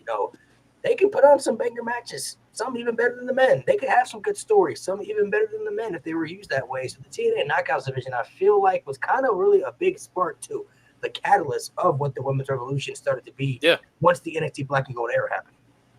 I think the matches that we see currently with women today, like Hell in a Cell matches, street fights, or whatever. I remember Tara and Daphne in like 2009-ish having a first blood match where Tara smacked Daphne over the head with a toolbox. They was really, the Knockouts were heavily transcendent into what women's wrestling is, and it's a shame that most people don't know that. But they were out, like Daphne was out here taking bumps and monster ball matches through barbed wire tables, like in like 2005, 2006. Well, she had to retire. Yeah, concussions. 2009, yeah. So many women need their flowers. I don't know if you guys saw her Dark Side of the Ring episode, bro. It's super sad, man. I haven't. Yeah, very depressing. Super sad. How bad was it? It's super sad, bro. Like she dealt with a lot of depression, bipolar disorder, and then of course wrestling, having the concussion on top of that led to her, suicide and everything like years later. But mentally though, like she just mentally just was not in a good space, bro. Did you see her live? The night she went live before? Never saw it, bro. Never saw it. Like she had every woman's wrestler in there trying to reach out to her or whatever, and she just wasn't picking up. Yeah, never saw it. I don't want to watch that. I never saw it. I know the story of it, but the Dark Side of the Ring episode, it's a good episode. It goes back to her time in WCW, her character portrayal. I think also like the characters like Daphne, Victoria, Mickie James. Those were characters to me that stood out because they obviously were in a different time frame of women's wrestling, but they were able to stand out where they didn't feel like divas or TNA knockouts. They felt like they were actually a piece of the product that you could watch and sink your teeth into and felt important. Like it didn't feel like it was a sex appeal thing. It didn't feel like, a Trish and Lita who were great during their time. Don't get me wrong. You know, they obviously elevated stuff and they were revolutionary and they were important to the eras they were from. But playing that psychotic type character, you know, it kind of made them stand out with their character, even if they didn't have time to do the type of matches that some of the guys were having. Their characters were always intriguing enough to where like you wanted to see them. I wanted to see what they were going to do. I wanted to see what this person was going to do. Yeah. Daphne was one of those characters where she kind of really played that psycho character very well, where she kind of made herself stand out on the roster to be able to be a part of something like the Mick Foley and Abyss match. You know, Mick Foley talked about in the Dark Side of the Ring episode how he wanted her to be a part of something like that because she was somebody that stood out. Like she stands out. She makes sense to be a part of the story. We could use her for something like that. So it's unfortunate that the whole accident happened with her head injury and everything. But, you know, wrestling is wrestling. Things happen. But the beautiful people in Awesome Kong, like Gail Kim, shout out to them. Shout out Angelina Love, yeah. Tara, Mickey James as well over the years, things they Velvet did Sky. wrestling. And then, of course, people later like Jordan Grace, who came along later, and, you know, Deonna Purrazzo, who came along in the later years and Tasha Steelz, helped rebrand that stuff. Masha Terrence Slam, Rowe. Masha Slam a bitch. Master Slam is another one. Masha Slam a bitch. Masha Bro. Slam a bitch. Yeah, y'all remember that? Y'all remember that Velvet Sky and Winter storyline over Oh Angelina my- Love? That man? was a very good Shit shit. was When she was like when she was the Angelina Love mind control shit. Yeah. I Yeah, she enjoyed mind that. controlled her. This shit I was enjoyed. stupid. There was a time period where the knockouts were a lot better than the Divas were. Easily. It was Easily. wild. It was That's a low bar, gang. That's Bro, the time. Terrence I feel Rowe like and a Gail lot of Kim were people- putting on classics. A lot of people like look at the Divas era and they're like, obviously we know how bad it was like work rate wise, but I feel like, you know, The even going back to, revisionist like, history of yeah, it. they're Oh, like, my God. oh, the Divas are they'll just say they'll go back to Trish and Lita and they'll just keep it there. Oh no. Talk about the other stuff. You Hold know what on, I'm saying? gang. The Hold on. knockouts Let were me consistent. show you something, bro. Hold You feel on. me? I Nah, think man. somebody on Twitter, gang. Hold on. Let me see if I can find it. I wish I bookmarked it, bro. Somebody was like, oh, like I can't believe WWE got rid of Eva Marie after she had a great match with her with Alexa Bliss. I was like, what Hello? match was it? What match did y'all watch? That 3-minute bullshit. Hold on. Let me see. Let me That see if I shit can. was Had a good match in her whole life. Let me see. Let me try to find it, Bro, bro. she couldn't even have a good match in 2K. What are we doing? All right. So it started off like this. It says every WWE title Eva Marie has won a thread, and then they put in the comments with a video. Although she didn't win any championships in her WWE career, she did have an amazing match with one of the best, Alexa Bliss. And it's the SummerSlam match.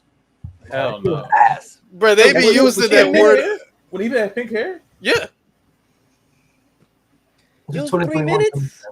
that match was terrible though. It was 3 fucking minutes. That's Why what they was that- said, gang. That's what they Oh, Lord, said, bro. They said she had an amazing match with Alexa Bliss, Oh, bro. You can't even have a You good know- match in 2K. Yeah, bro, let that's the alone, like, revisionist history we talking about. That's the revisionist history we talking. That shit was ass. I don't bro. compare it to the Knockouts division. Bro, if not for, and I realized this around like 2.0 time for NXT. If not for the beautiful people, I don't think we have Toxic Attraction. I don't think we have what they Yeah. are now, Fatal Influence. Yeah. That to me, every time I see it, like Mandy, Gigi, and JC, all I saw was Velvet, Angelina, and Lacey, and Madison Rain. You know, Taylor Wilde. Ooh, Taylor Wilde. She was working at a damn Taylor sunglasses, but poor girl. motherfucking Wild, man. they had Oh a my few in there that God. like, you know, even, and I didn't know much about obviously Karma didn't work out in the WWE, which I wish it did. I really wish it did. You know, shout out to her. She But, would kill in today's era, bro. bro, She would be a fucking monster, gang.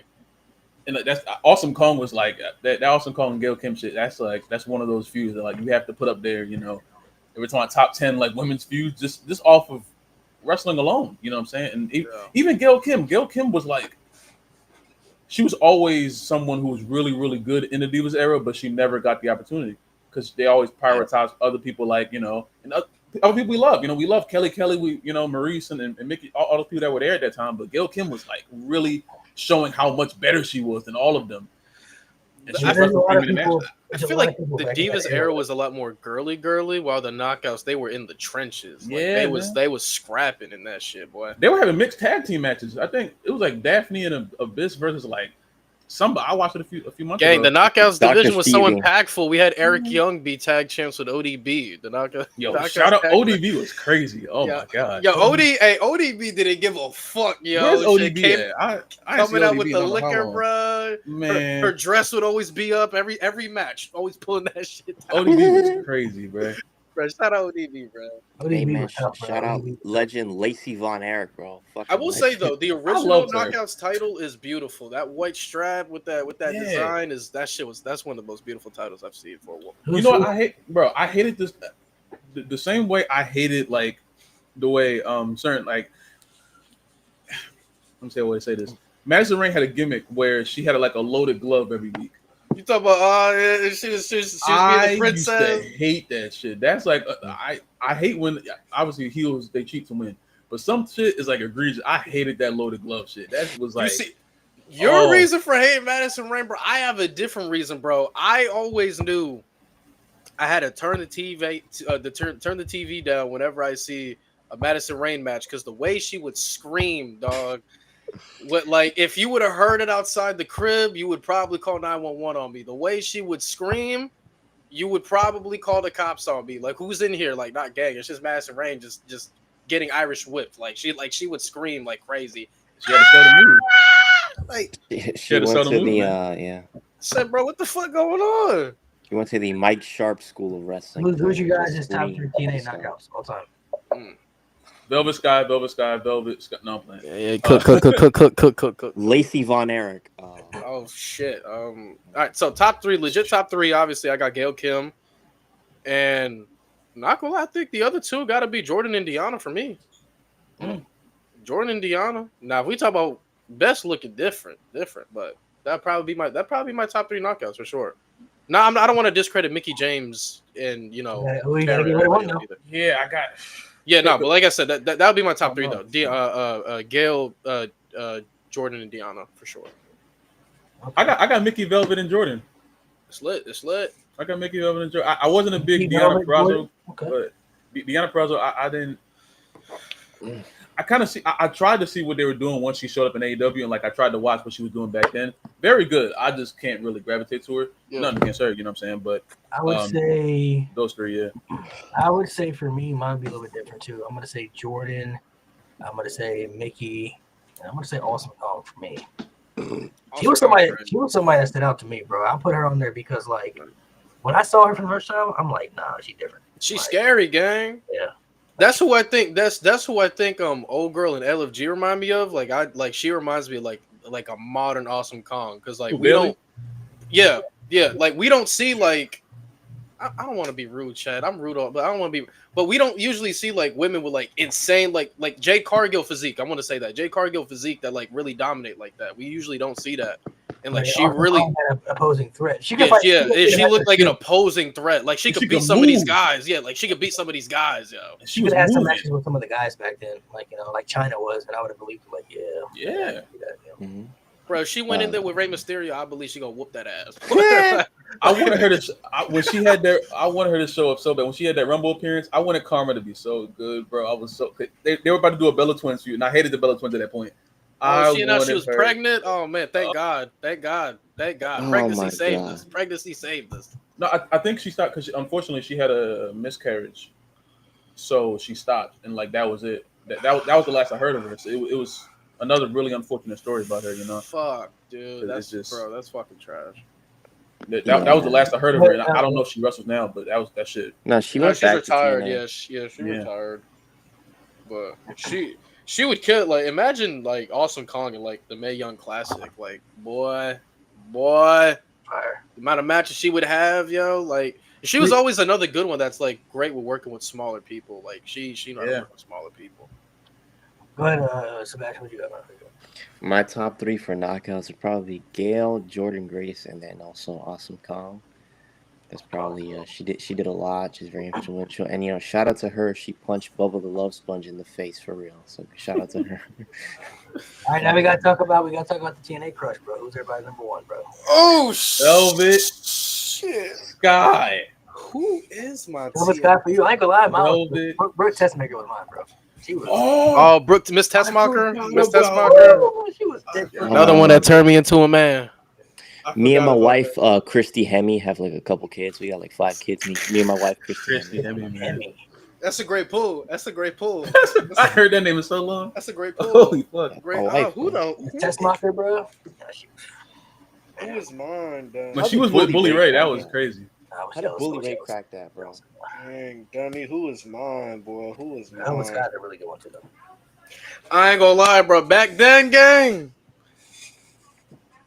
Y'all Austin knew her. Tom? Y'all know her as Zelina Vega. I knew her as Rosita, bro. Oh, I knew her as Rosita. Rosita. I remember that. People I don't know knew how Mexican good America? Zelina was in Yeah. TNA, bro. Bro. Her and Sarita. Yep, Serena Her and Rosita with LA, Oh bro. my With Anarchy, God. Mexican America, bro. Mexican Oh Mexican my America God. was fire, bro. Bro, look, we'll get into that. But bro, like y'all knew her as Zelina Vega. I knew her as Rosita, bro. That's I I how did know her as Mexican America Rosita. was- I That's saw how her I had a knew terrible her. match. I fuck with Bro, Bro, Mexican when I America, saw bro. her, I said, "Dog, who is this woman, dog?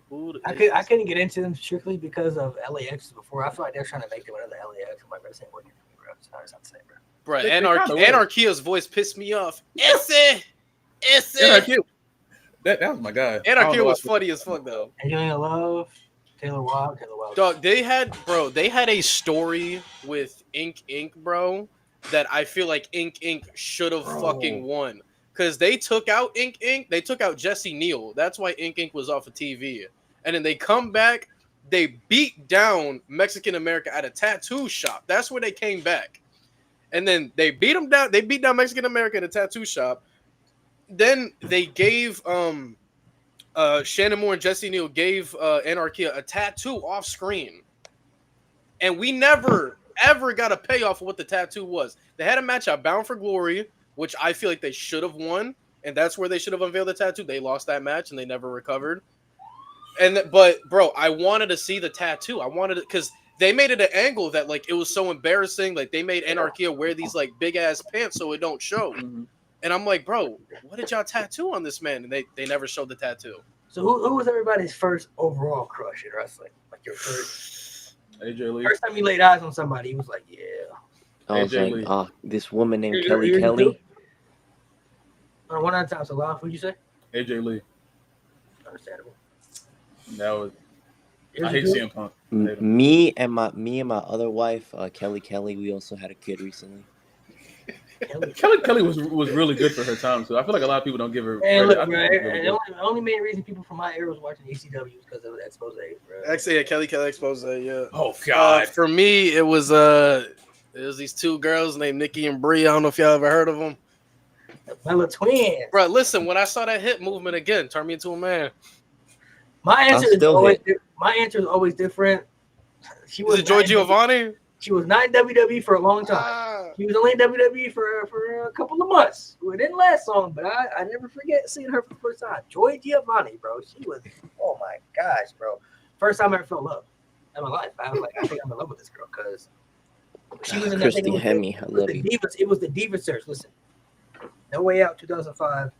Go watch the little twerk contest. Yeah, you don't thank me later. Y'all thank me I later. hate the Diva search. Yo, I hate actually, that no. shit. I remember. No, I Oh remember my my God. first I remember my real first wrestling crush. It was. I think it was like 2009 or 10ish mixed tag team match. Trish Stratus with black hair. When she came back to WWE, Wow. Yeah, bro. When she tagged with John Cena, she had black hair. Oh, yeah, WrestleMania 27. She had that brunette hair, bro. Bro, Yeah, when she had that That hair, Oh my God. oh my boy, now, my first boy. Trish, I mean, Joy Giovanni was my Boy. first crush, but my first love was Lita for sure. First time I saw Lita. I mean, we know First time why. I saw Lita. I wanted Lita to be in TNA so bad. I feel like she fit more over there. I would Yeah, do it. for sure. She be the goat. She be the She'd have goat. been in the She'd have been knockout great division, today, man. bro. She'd have been great. She Man. would have been the goat. You could have did the whole Team Extreme thing. They were going back and forth. Like you could have did the whole thing over there too. You know? Lita was kind of like Daffy and those people. She was about taking bumps. Yeah. Bro. She would have taken those big bumps. For sure. Who's some WWE guys that you think would have transcended very well in TNA? Me personally, like I feel like if we had Rated R Superstar Edge in peak TNA, that would have. He almost went. Bro, don't tell me that. Don't tell me that, man. He almost went when Christian went over there. Dog, bro, if we had Rated R Superstar Edge in TNA, oh my god, that would have I been. would say, I'm not gonna lie, bro. Brock Lesnar in TNA would have been so crazy, bro. Like, Insane word.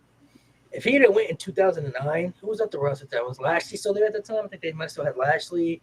Still had Kurt Joe, Angle. still had Styles, Beer Money. You still had Sabin and Shelley. Love Still you, had bro. Angle in there. Sting. Oh my gosh, dude. Somebody Let's said say yes. Jericho. I agree. Abyss still had a. Oh, Jericho would have been nice. Jericho would have been sick in TNA. Jericho would have definitely fit everywhere. This man Jericho Prince definitely. DJ said Lance Storm. Ew. I still think they could have had a whole story where like AJ came over to WWE and then Cena went over to TNA. I think you had a crazy like crossover story with that. But Cena obviously would never leave. Yeah, But in a scenario where he's a WWE guy. yeah, I don't know. fuck. I feel like Lita's another good one. Lita is one that would have been, I think, really good at TNA. I could see her. I could see her doing a lot of good things in the TNA Knockouts division for sure. Let me think of somebody kind of in the modern era a little bit, like the last few years. Well, Evan Bourne in the X division would be crazy. Oh, he Well, I mean, was. he already That's a was. good pick. He was. Matt He was. Sydal, yeah. He was. Him and Matt Sydal, yeah, he was. Matt Now, Sydal. Paul London and Brian Kendrick in the tag team division would have been great. Oh, hell yeah. I know Hell that. yeah. Hell yeah. Them versus LAX or like Motor City Machine Guns. Ooh, that shit would be crazy. Hell man, talk about yeah. missed opportunity, bro. The Pope. Oh, why did he not be AJ Styles? Oh yeah, I'm with you. He should have beaten AJ Styles at Man. lockdown. He should have beat mad people. Pope Bro, should have beat mad Pope people. should have been world champion. Pope should have beaten AJ Styles. Oh. You go back that AJ Styles lockdown match, they were cheering for Pope like crazy. Mm-hmm. The Pope and Devon feud, that's my favorite. When Devon came in there, when he was trying to corrupt his kids, Oh, he corrupt Bro. his kids. Oh, Devon man. came in there and threw Pope against the wall. That's like top 5 fucking Bro, segment of all I'm like, time. when did I wish Devon they get good did more with promos? Devon. I wish they did more with Devon. They gave him Devon that- had it. They gave him the TV Global Championship, and then I'm he gonna just say had my it. answer for somebody, but I feel like at his peak, I think Zack Ryder in TNA at his peak would have been. He would have been. Oh yeah, hell yeah. He would have been Hell somebody. yeah. I'm not talking about the Matt Cardona person. I'm talking about him as Zack Ryder when he was at his peak, like popularity peak. He would have been like they would have used him right. In TNA, I feel like. If Dolph Ziggler would have jumped ship sooner, Mhm. definitely would Well, have. for somebody, yeah, if he would have jumped ship sooner, I think he would have did great things. The Miz, I feel like would do good in TNA too. I feel like he would have been. He'd do good work over in TNA. You see who else? He, Who Pope somebody? was kind of. Oh my God, Shelton Benjamin in that X division. 2010 Shelton Ooh. Gold Standard Shelton Gold Benjamin? standard Shelton Benjamin. Oh my. Yeah, Shelton Oh. Benjamin as the gold standard would have been tough. In the early 2000s, they left WWE. Him and Charlie Haas left WWE to go to Ring of Honor. They had some really good Ring of Honor matches with All Night Express and like fucking the Briscoes and shit. They went to TNA in that time frame. Oh my God, World's Greatest Tag Team went to TNA. Oh man, wow. Monty Brown's another good one, bro. He was gonna be the world champion, but Ah, fuck you, Jeff Jarrett. Ricochet and TNA would have been nasty. Ricochet and Monty TNA. Brown, bro. Monty Brown was somebody. Monty Brown. Monty Brown pisses me off, man. He goes in that bucket of people that they just had. They're just super talented, and they're like, okay, we don't care. And Monty then- Brown was Yeah, right there, bro. Let's get into the nitty gritty since we're talking about not Monty Brown. Give me your top 5 guys that should have been TNA Impact World Champion. Matt Morgan. Oh For fuck sure. me! Yeah, I should have known that was your first. I should have known. No legs. Wait, you Morgan. never won it before? No. You challenged Matt for it. Morgan. Literally every single time he was gonna win it, he blows his legs out. What about the jump feud? I'm gonna Didn't win say. it. I'm gonna say Matt Morgan. Even though James Storm had the title, he never had the proper run. Yeah. We don't count Facts. that shit. We don't count that shit. James Storm never had the proper run as a babyface that he should have got. He should have beat Bobby Roode at TNA Lockdown for the Bro, TNA I championship. told Malik about that. I said, Malik, bro, just go watch that match, bro. Go watch how Bobby Roode won it, and then go watch that lockdown promo in that match, and tell me he shouldn't have won it there, bro. He said, damn, yeah, he should have won it. Yeah, I forgot about that promo after. I'll say those two for sure. Monty Brown's another good one. Monty Brown could have been a big star for them. I feel like We were that close with Monty. We were that close. he stands out. He just had to wait a little bit longer. Christopher But he Daniels said, was never nah. champion, was he? Nope. Christopher Daniels for sure. His only world title. His only world title was the Ring of Honor World Title when he beat Adam Cole. Christopher Daniels was one of the best wrestlers they had in the company for years and never. Yeah, Christopher Daniels for sure should be on there.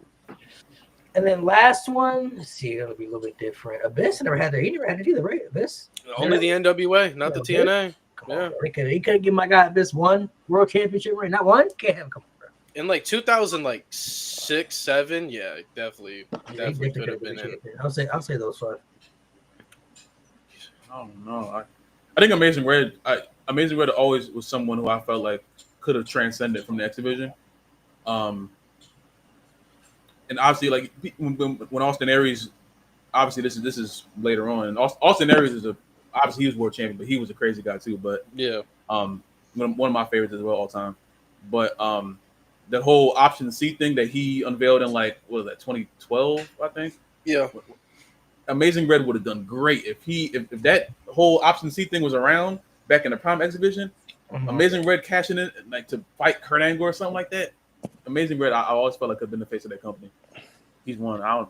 One more is crazy. I gotta think. I don't know. Amazing Red to go. That's how. Yeah, but it probably Pope. Yeah, it probably goes that Amazing Red, Christopher Daniels, Abyss, Pope. Really like all caps on Pope because Pope was like super close too, but yeah, he stayed consistently over too. Like I don't know how you miss that. I'm with you. I'm with you. Frankie Kazarian, how the fuck did he never win the fucking world title? It makes no sense. Yeah. That's so stupid. You get the fuck out of here. Kazarian. He's been super loyal too. Yeah, to this day. Abyss is another one. I'm like, bro, he won the title by DQ. That does not count. You won the title by DQ, bro. What are you, Christian? Get the fuck out of here. No, dude. So stupid. No, yeah, Abyss should be Abyss. Somebody said Daniels earlier. I have no idea why Raven just immediately exited the main event scene right after he lost it in a fucking house show. Why? I've been watching a lot of Raven recently. I love him so much. I've been watching a lot of Raven recently. Scene? You know what he did when he exited the main event scene? He went on to fucking feud with Larry fucking Bisco. Get the fuck out of here. He was having pay-per-view matches with Larry Sabisco in 2006. Larry Sabisco was washed in 1992. We went the entire episode without talking about him. We went, oh my god, I forgot Petey Williams. Oh, I'm sorry. Petey, I'm sorry. Petey, we apologize. Petey. Oh my god. God. Creating that overused ass move, Petey. Bro, I remember he had I'm putting him on my list. Petey Williams, man. He had a shot at the world title against Eli Drake, and I thought he was gonna beat Eli Drake. I thought he was gonna be the one. Yeah, I thought he was gonna be the one. He didn't do it. How the fuck y'all consider Alberto El Patron to beat fucking Lashley, but Petey Williams is just like, nah, we don't do that. We don't do that shit here. All right, but yeah, no, I'm gonna go with guys that I know legit had a shot. So, like I said, I'll go Petey Williams. Definitely go Kaz Daniels. Number 4 and 5, I'm gonna say a huge miss, Cody Rhodes, because people don't know when Cody Rhodes left and before he did the whole Ring of Honor stint or whatever, like he went to Impact first, and that's where he was feuding with Moose. That's where he told the girl, like, you know, here's $40 or $20 more than what they were gonna pay you. He was there first, and he was feuding with Moose and shit like that. I feel like if you got a star like that and he just joined Bullet Club, as a promoter, I have to throw the world title on him. I have to do whatever I can to give him the world title. And the fact they never did, I feel like that pushed him back a little bit even more. They pushed him back even because that they were still valuing Lashley and all that shit. I would have given Cody the title. My 5th, I feel like Kushida. In that time frame where he lost to Steve Macklin in Toronto at Rebellion, because Steve Macklin was going to win anyway, I feel like Kushida and Steve Macklin still had more of a story to tell. And this was the time frame Josh Alexander like tore his tricep or whatever. So Kushida slid in there in the main event as the babyface. I think he should have. I think him and Steve Macklin had more of a story to tell after Rebellion. I think that was a missed opportunity because Kushida was coming back after his release to WWE too. So I feel like that was another miss. Yeah, Cody's run should have been way better in Impact. Way better. I didn't even think about that one, Cody and TNA, because he was in Impact for a little bit during those bad times too. So yeah, they were booking everybody bad over there. Like me personally, Cody, he just joined Bullet Club. Oh, he has to get the world title. That's easy. That's easy bread right there. Imagine if Cody would have been the TNA World Champion, the IWGP World Champion, then AEW World Champion, and then WWE Champion. That shit would have, bro. Shit, his resume goes up like. You know, that's a Hall of Fame legacy, bro. Before anybody says anything, TNA was incredibly bad in the time frame Cody went over there. So you can give him the world title. Nobody's gonna give a fuck. Like, but 2016. Yeah, like bro, he just joined Bullet Club. just reinvented himself and everything, just joined Bullet Club or whatever. Like, how do you not throw him the world title? And he was still heel. How do you not give him the How world long did he title? stay in TNA? What, about a year? About a year. But he also had the feud with Eddie Edwards, which was good. But like, they never did anything substantial with him. I'm like, why? Like, why not? And then he went to Ring of Honor, snagged him up, and then Cody. So how would you have, if you had booked it, how would you have done it? Because I wasn't watching at the time, so I don't know the champ. Cody, night one, you're winning the title. Simple as that. Oh, okay. Cody. Who's he beat though? Who's the champion at the time? I'm happy. He's gonna beat Lashley. Oh, beat down Clan Lashley. Wow. Okay. No, it's not beat down Clay Lashley. No, this they're is gone. Lashley. This was I want to say it wasn't Brock Lesnar level bad. It's not Lashley wasn't bad, but he was holding the world title hostage, like bad, like Brock Lesnar type level bad. Like they kept giving him the world title, but I don't give a fuck if you can have Alberto El Patron beat fucking Lashley. There's no way. There's no fuck. This is washed Alberto El Patron too. Like, so if you have a problem with Del Rio beating Lashley, then you ain't gonna have a problem with Cody doing it. Joining Bullet Club, yeah, hell no. Who does Cody drop it to after then? Cody out. Eddie Edwards. Eddie Edwards. Okay. Eddie Edwards. Bro, BJ just said somebody. Fucking Jay Lethal. Oh yeah, bro. He beat Kurt Angle. BJ's cooking. BJ's cooking. Jay Lethal too. Even with the black machismo, I feel like a lot of people didn't like the black machismo shit because obviously it's he's being macho man. The segment with him and Ric Flair, that's an all-time wrestling segment for me. Bro, whenever that's man, that's an all-time segment right there. to know today that wasn't planned at all. Oh man, Who's somebody in TNA that is in WWE or went to WWE that you think people may not know that was in TNA at one point? CM Punk. Yeah. yeah. He had a couple. I think some people don't know about Consequences Creed, like Xavier Woods. They know Oh man, bro, they That was took me lit. too long. That took me Bro, too that long. fro, that American trunks, bro. They didn't know about Team I Pac-Man, think, bro. I think some people don't know that Xavier Woods was in TNA at one point as Consequences Creed, bro. He had the whole pretty much Apollo Creed character. Zelina too. I Rosita, learned that bro. too late. Rosita, I learned that way bro. too late. Rosita. They don't know about Team Pac-Man, bro. They don't know about Team Pac-Man, bro. R-Truth beat Steve Nigga, Kurt Angle by himself. Our killings. Bro, He beat Pete Ken Shamrock, bro. He Ken Shamrock, bro. Beat Ken Shamrock. He beat all three of them. You said that was in You said some people in WWE that wasn't TNA that they wouldn't remember. Yeah. Punk is a good one. Xavier, Zelina Vega's a good Bro, one. Scott Hall is a fever dream, bro. His theme What, the song band? was fire. Oh god. The band, bro. The theme band. song, was the Scott theme Scott song Hall was like- in TNA. Bro, you remember when they cashed in the Feast of Fire, bro? Won the tag titles, bro. That was You the band remember was was in TNA? Oh, wait, Roddy Piper. Oh god, that's gross. Goldust, Roddy Piper? Rikishi. Oh, Goldust is Black Rain. Yeah. Believe it or not, Maivia actually has an appearance on Impact. He inducted Ken Shamrock in the Hall of Fame. Yeah. Really? Yeah, I Yeah, remember he did. He did. It was his first outside WWE appearance. Whoa. God, I forgot to go to Black Rain. Jesus. Bro. Black Rain was is terrible, bad. bro. That feud with Chris Harris, bro. Ass. Wow, Dustin no, Rhodes Wildcat even gave me Chris some Harris, credit. that was one of my guys. Chris Harris in the Asylum days should have been the world champion. Wildcat Chris Harris, that was my dude right there. Mm. Wildcat Chris Harris was that guy, bro. Chris Harris was. I love America's Most Wanted. People love beer money, but America's Most Wanted. I They like tried to the bring theme Chris song. Harris back, and like when they, Nah, I nah, think he's that was too the old, Hardy gang, I'm feud, that shit was sorry. over. He's with. washed. Nah, Yo, he Tito Ortiz's debut No, is the no, most no, that was funniest debut of all no. time. He just walked out and stood there. I'm like, oh, okay. Bro, Everyone in that the ring was hard like, ass, bro. He go, that. Oh my lord. bro. You know what kills me every time about that? When they cut the camera to Ken, and Ken's like, Everyone's sitting here like, what do we do now? This That's some shit I do. Well, who was that one character? Oh, God, I can't think of it. bro. Impact had so many misses because if I remember, Chris Van Vliet did an interview with Rampage, and he was like, yeah, when I signed with TNA, like, you know, that we put in the contract that somebody was supposed to come over to my house and train me. I built the ring in my house and everything, and nobody ever came over to train me. That's why I never had any matches. I was like, what? Wow. Rampage? Come And on, bro. Rampage is already charismatic as it is, so he already had the personality. But if he could have gotten the in-ring down, if he had the in-ring, That would Oh have kind of, my I don't know. God. That would have changed some things. Rampage Jackson would have been nasty. your camera went out of focus. Yeah, even the camera was shocked at that, man. AMW versus Beer Money, who's better? All right, so I feel like as a tag team match quality, Beer Money's better.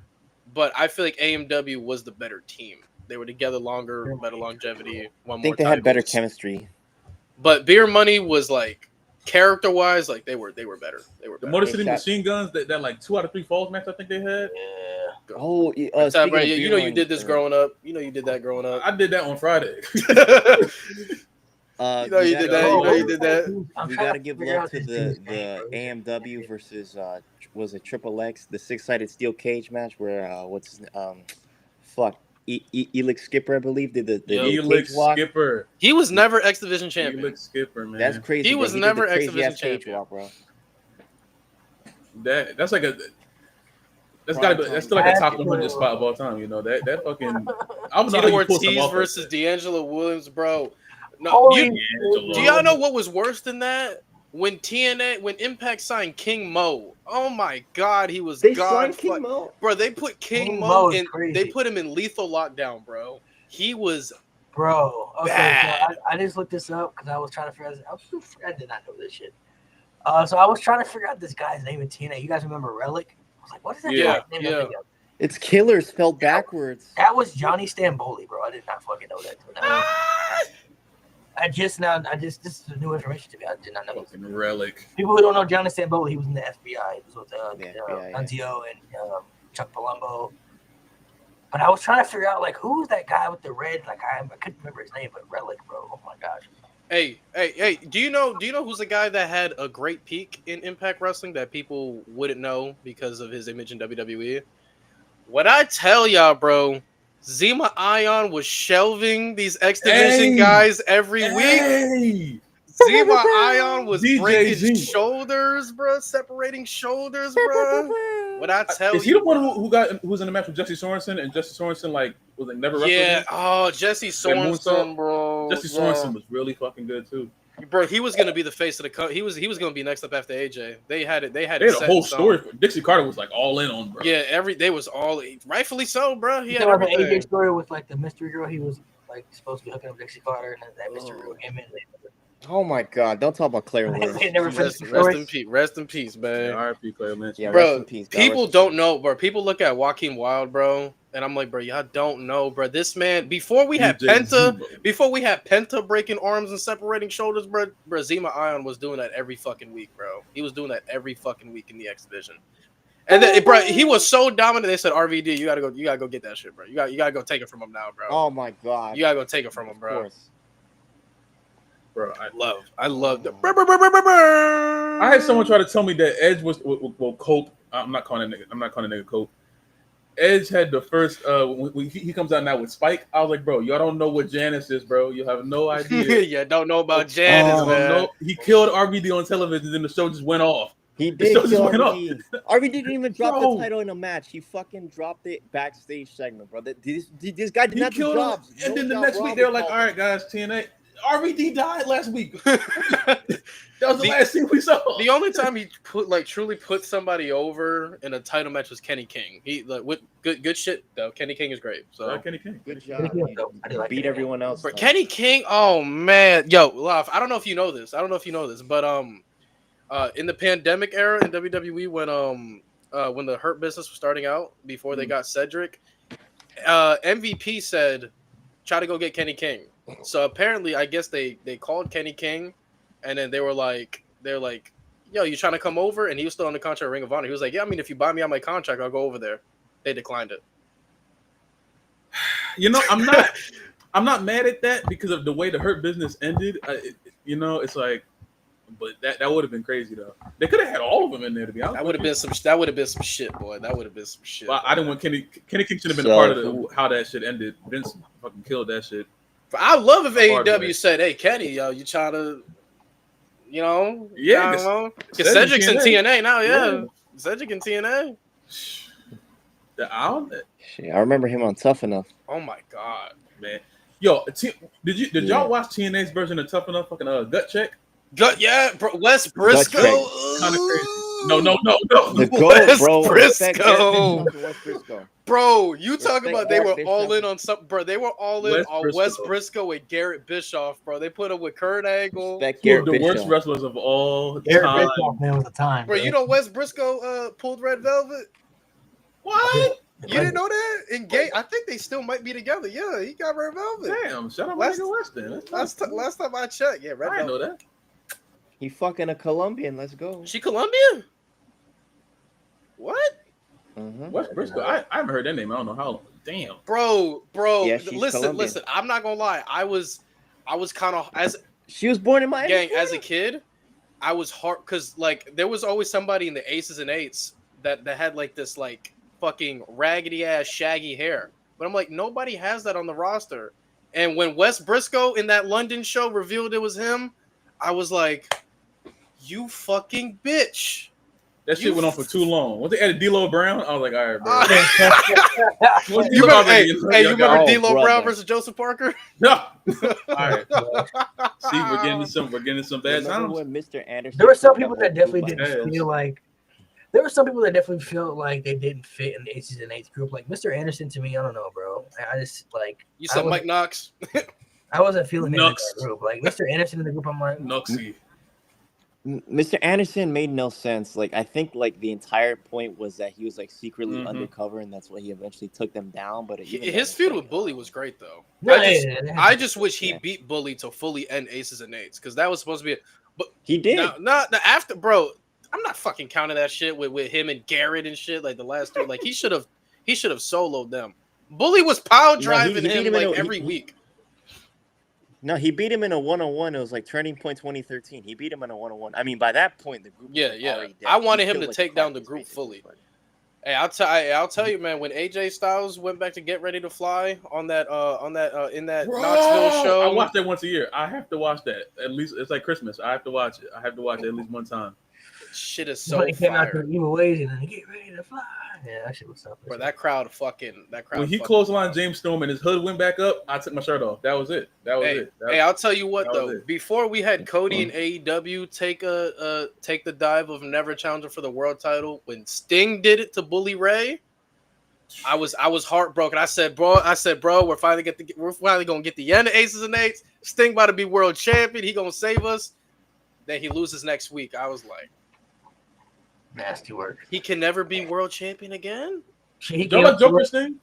I love Joker Sting. Joker Sting was I thought I love cool. Joker I love Sting. Joker. I Really, love really Joker entertaining Sting. I television. love Joker Sting Sting. also gave up the world title to AJ when he first won it. Peak And he had the Sting. chance to win that match, and then he Yeah, he took let the- AJ took it. Yeah, that he fatal took the bait. 5-way. People don't remember that's a fatal 5-way. They don't remember that was a fatal 5-way. Joker Sting was peak though. It was peak. You know, I ain't gonna lie to you. I was into Facts. the Hulk Hogan feud match, bro. I was into it. One Their more match of Bound for Glory is lit. They That had a was like- great match of Bound for Glory. That's That's a Hogan like match the I can only like good watch. thing Hogan did in TNA. That's like one of like 3 Hogan matches I can sit This there and is watch. Hogan was like, What's Only the three? other There's, what's like, the a other really two? lot What's of the good other Hogan two? matches. Rock and Hogan. And then- Ew. I can watch that. 'Cause just for the crowd. I think for the crowd, I think pushes Yeah. pushes me a lot. Great match. Crowd was That's a good unbelievable. match. I mean, it's a match. And then fucking him and Shawn Michaels just because Shawn is being a dickhead the entire That's a good match. Bro, too. I always Unironically, die unironically whenever good match. Sean gets his face smashed into the turnbuckle, then he does a front flip to the other side, bro. I'm like, bro, how do I you? think How that do Hulk you Hogan too went 20. This was 2011, bro. He had like at least 7 or 7 backstairs at the time. At that point, like when he was in that Scorpion It's his Death Watch, last bro, I pay-per-view know his match. back was killing him, bro. Like he ruined Yeah. bro. I didn't realize how bad it was gonna get when he got in there. That's why him and Bischoff have always been on my hate list because like you got 2 people that actively helped kill WCW, and then you bring them in and say, yeah, let's try it again. there were different parts. Ruined There two were different companies, parts of why WCW died. It wasn't just because of them. But still, like I blame them. And I wouldn't I even blame say them. Eric Bischoff was a Bischoff. major part. I would say more Hulk Hogan. You don't think so? Because at the time, after when Bischoff left, that's when they brought in Vince Russo, and that's when everything really started to get bad. Like 2000, That's bro. fair. Oh, Vince Russo, he had a 2000 problem. WCW was pretty He had a bad. problem with pole matches. Viagra on a pole match, bro. Fucking Oh no, let's talk about Vince Russo and TNA. No. You know how many times there were Fire Russo chants? Fire Fucking Russo Fire chants. Russo Yo. chants. But it was so bad they brought him out on TV just so he could say I'm a changed man and just not be a changed man. yeah, it's stupid.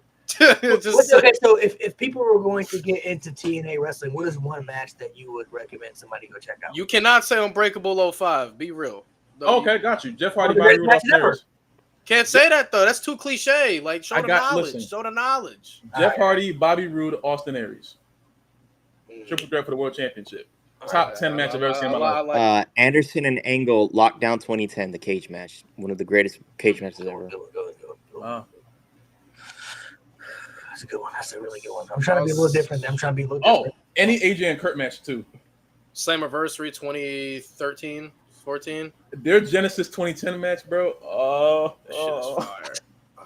I'm trying to be a little different. I want to be a little different. Also AMW versus Team Canada, I'll say six-sided steel. Josh Alexander versus Bully Ray, Full Metal Mayhem. That was some shit, boy.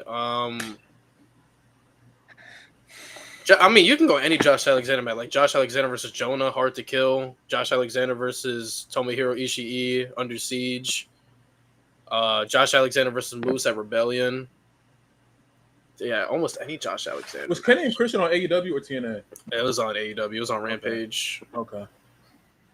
Ooh, James Storm versus Chris Harris, the Texas Death Match. Fire. One, too. You can go Not any the Rude and Lashley match, 1, 2, or 3. Any one of those. Hey, AJ, Chris Sabin, Peter Williams is a good triple threat too. It's a good one. It's a really good one. Chris Sabin and Alex Shelley for the X Division Championship finals. They was hooping. They was hooping like they weren't gonna get paid that night. Man, Lethal Lockdown 08. Team Christian versus Team Tomko. The LAX and Lucha Bros trilogy. It's another phenomenal. Beer Money and Guns we talked about earlier, the 2 out of 3 falls. I think that's what that match was. I mean, you could go Motor City Machine Guns versus Team 3D's retirement match. You can go with that. Yeah, it's also really good. Almost any Kurt Angle match, like Desmond Wolfe, Kurt Angle Sting, or Kurt Angle Jarrett, Kurt Angle like Joe, just so many. If y'all ever go back, bro, the environment of Austin Aries versus Bobby Roode at Destination X was, bro. Austin Aries is a dickhead. Among other things. He was so tough, man. Oh my god, he was so good, bro. Underrated. He was so tough. Underrated one is also Monty Brown, Samoa Joe, and I believe Rhino. It was at Hard Justice 06. Fucking, if you like big meaty men matches like that, that's hard hitting. Different match for me. Everybody's throwing out good matches. Trying to think of something different here. I would say probably. You also got Sting and Samoa Joe, Bound for Glory. What was that? Bound for Glory 2005? Yeah. 4? Oh, no. Oh, it's 2008? Oh, yeah. That's stupid, man. God damn. I would say you could check out the James Storm and Bobby Roode feud, even though. Oh, man. Kills me. Even though the proper winner didn't win the championship, they had a lot of good matches. The Steel Cage match was really good. The Bound for Glory match they had is incredible. So I would definitely recommend. I'll probably say the Bound for Glory match. That should have been the ending of James Storm winning the championship to dead the feud right there. But and beat a face. He was the most over guy in the company. That was ass backwards. But that match though.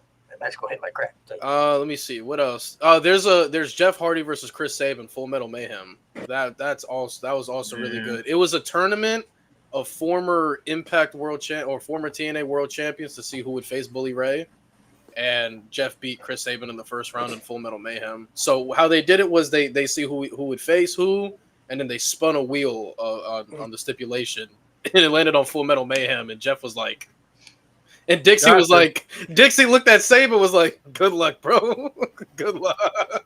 Ooh, she said, good luck, one gang. more. This one's a little more goofy, but it's also kind of fun. If you want to watch a really fun one, it's the Fish Market Street Fight. It's Captain Curryman and Shark Boy versus Team 3D. Bro, I love Curryman and Shark Boy. I love Curryman and Shark Boy, man. Give me a shell, yeah. Racist ass gimmick.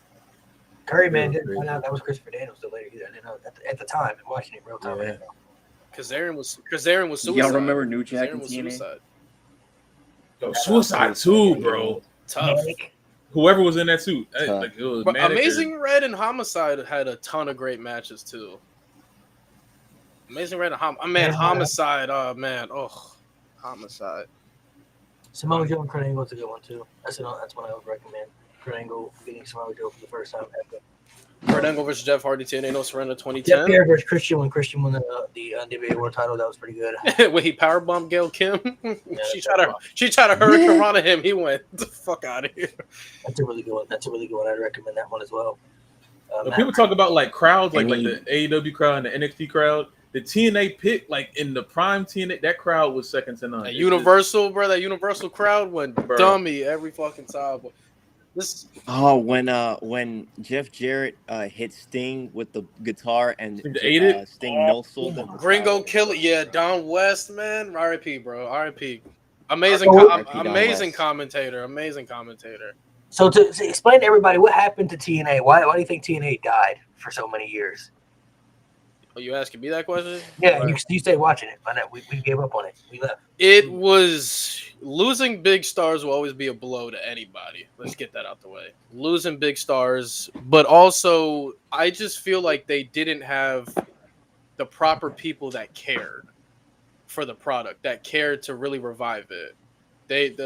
I don't know what the fuck they were doing. I firmly believe it wasn't until they got Scott D'Amore and they appointed Scott D'Amore to do everything where they finally started seeing some change.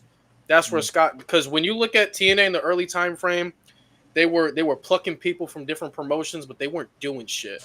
Like they weren't doing anything. They were still sticking with Lashley. They were still sticking with Jeff. As great as they are, like you got to build for the future, and for some time in any company. But they just weren't building stars. They weren't consistently keeping their big stars that they would build up. There was no love in the product. Like booking was terrible. Like they didn't care. I remember they tried to bring in Jim Cornette. They tried to bring in Jim Cornette to try to change, and it didn't change. They tried to bring in Conan to do some changes, and it didn't change. Everything didn't change until they appointed to Scott D'Amore. They said, you got control of everything. Do something. It took Scott D'Amore a little bit, but I mean, TNA is where TNA is today without Scott D'Amore. I forgot about the Monday Night when they were trying to go head to head with Monday Night Raw too. Yeah. Raw whooped their ass like 80. I don't know why the fuck you would do that. I don't know why you would do They that. You whooped gotta their think ass too, for this was years. when they started going head to head with Monday Night Raw. This was during the PG era when it was bad though, like 2011, 2012, right? Yeah. Like It was in the 2010 Raw. Monday Night Raw and SmackDown at that time weren't that realistically fun to watch all the time, but TNA still was nowhere even near on the level of a bad WWE at that time. So I was They- like I bro. said, book it like business wise decisions. Like if everybody knows anything about TNA, like the main draw for TNA back then will always be the X Division. It was always the X Division. We talk about the fast paced action, the Ultimate X matches, and like Lob said earlier, the 6-sided ring. Once you get rid of all of that, what the fuck is TNA? Like, what is it? In that time frame when Hogan came in, like he was trying to do the WWE route where the big names got to be the focal point, but I don't think Hogan fully understood, like, nah, bro, like we built our brand off of how good our cruiserweight, division was, like how good our X division was. And I feel like he just didn't care because he grew up in the era where big, strong men got to be pushed to the forefront, and kind of ruined it. yeah, that played a big part of it too, changing the identity. I guess that's the perfect word to use. Yeah, the identity of what TNA used to be. It's definitely going to be a detriment to. It's definitely going to be a detriment to a lot of things that TNA was basically known for. Yeah. I mean, changing the X division, changing the ring. I definitely feel like they missed the ball on a lot of things, especially going head to head with WWE on Raw. I never understood that. Like when they announced Trash. this is That not kills WCW, most people. bro. If You you guys try are to do WCW. that. Like, I don't understand. And like TNA was the one, like we've seen so many different companies come and go, and some companies today. For me, I know there's so many companies that try to be the alternative. AEW started with being an alternative, and now they're kind of not anymore. TNA, to me, will always be the true alternative to WWE until 2010, because they were the only ones doing, like Lewis just said, the Ultimate X match. How do you have having something up there and no ladders, but doesn't Like make you any gotta sense. physically climb up there, man. That Like doesn't even make any sense. Like I didn't even understand the concept until I saw it. It's like that They doesn't even were make any sense to different. like think of a match type like that. So like for them to do certain They were stuff, just it's different. like all their match type, lethal lockdown, and all this shit, having the weapons on top of the cage and bringing them down. Like just certain things. It kept up the it kept up what people if people didn't like seeing Sheamus and Super Cena feud. They come to TNA, you know what I'm saying, and there could have been something different. yeah, you Once see Hogan Abyss in came a in there, Monsters Ball match. Like yeah. If you had 2005 They TNA were going up against 2010, it would have been a different story. But once Hogan came in there, at that point, they already lost their identity and they just became Raw Light. And once you come Raw Light, you're done. now this what I don't agree with Tyler. I don't think TNA immediately died when AJ Styles left. Like in that time frame, even though AJ Styles was champion, like writing was on the wall. Like they still retained God. They still had Joe. They still had Aries. They still had Rude. They ended up bringing in Lashley. They still had Jeff. So they still had their big stars. The problem was booking and then losing the other guys. As crazy as it sounds, they can afford to lose AJ. Like AJ didn't want to be there anymore. They couldn't come to an agreement, whatever. I don't think that's when they died because they still had like Jeff was bigger than AJ in that time frame. So if I had to choose in that time frame, I would choose to let go AJ before I let go Jeff because Jeff was the true moneymaker in that time frame. And Magnus came up and shit like that. But yeah, bro, it was just not retaining them, paying them. Like they wanted a budget cut, guys. Like AJ, they wanted 60% cut. That was crazy. That's crazy. No, that's 60%. That was Hell no. crazy. Crazy. That actually is pretty crazy. I mean, TNA had a weird balance around that time. I think a lot of it also, like say, played in the factor. So the whole explain this whole Jeff Jarrett promotion thing. What was that about? Because I don't know nothing. Oh no. Global Force Wrestling. I don't know how bad that was. I never saw it. Still to this day, I've never seen it. it Bro, led do you to a know Ponzi the scheme. ECW invasion angle? Right. It was that, but Timu. Timu, bro, it was. This shit was so ass. All right, do me a favor. Can you go on your phone and look up Impact Wrestling Global Force title, and just tell me what? Oh, you I've think? seen that. Yeah, I've seen that. That shit is ass. The That shit sticker? is ass. Yep. That shit is ass. I've Bro, seen that that. was like slap. I said, what the fuck? Why is there a All bumper right, sticker? so all right. To my knowledge, here's what happened. They were Man. they're like, Jeff, we're fucked. We'll give you full rights to do whatever the fuck you want. He was like, okay. So Global Force Wrestling was a promotion that Jeff Jarrett was running himself. He had some decent names over there, like Cody was his Global Force, but Cody didn't come over in that deal, whatever. But they had guys like Cody over there. They had Brian Myers. They had Trevor Lee. Quality guys that we see that we see.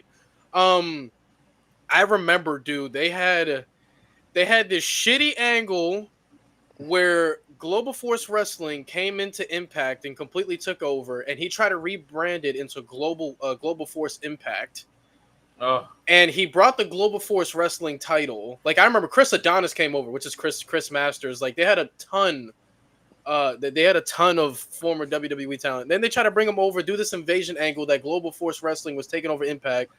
Then Dixie Carter was like the biggest babyface of the feud because she was trying to rally up every fucking Impact Wrestling superstar that she fucking could.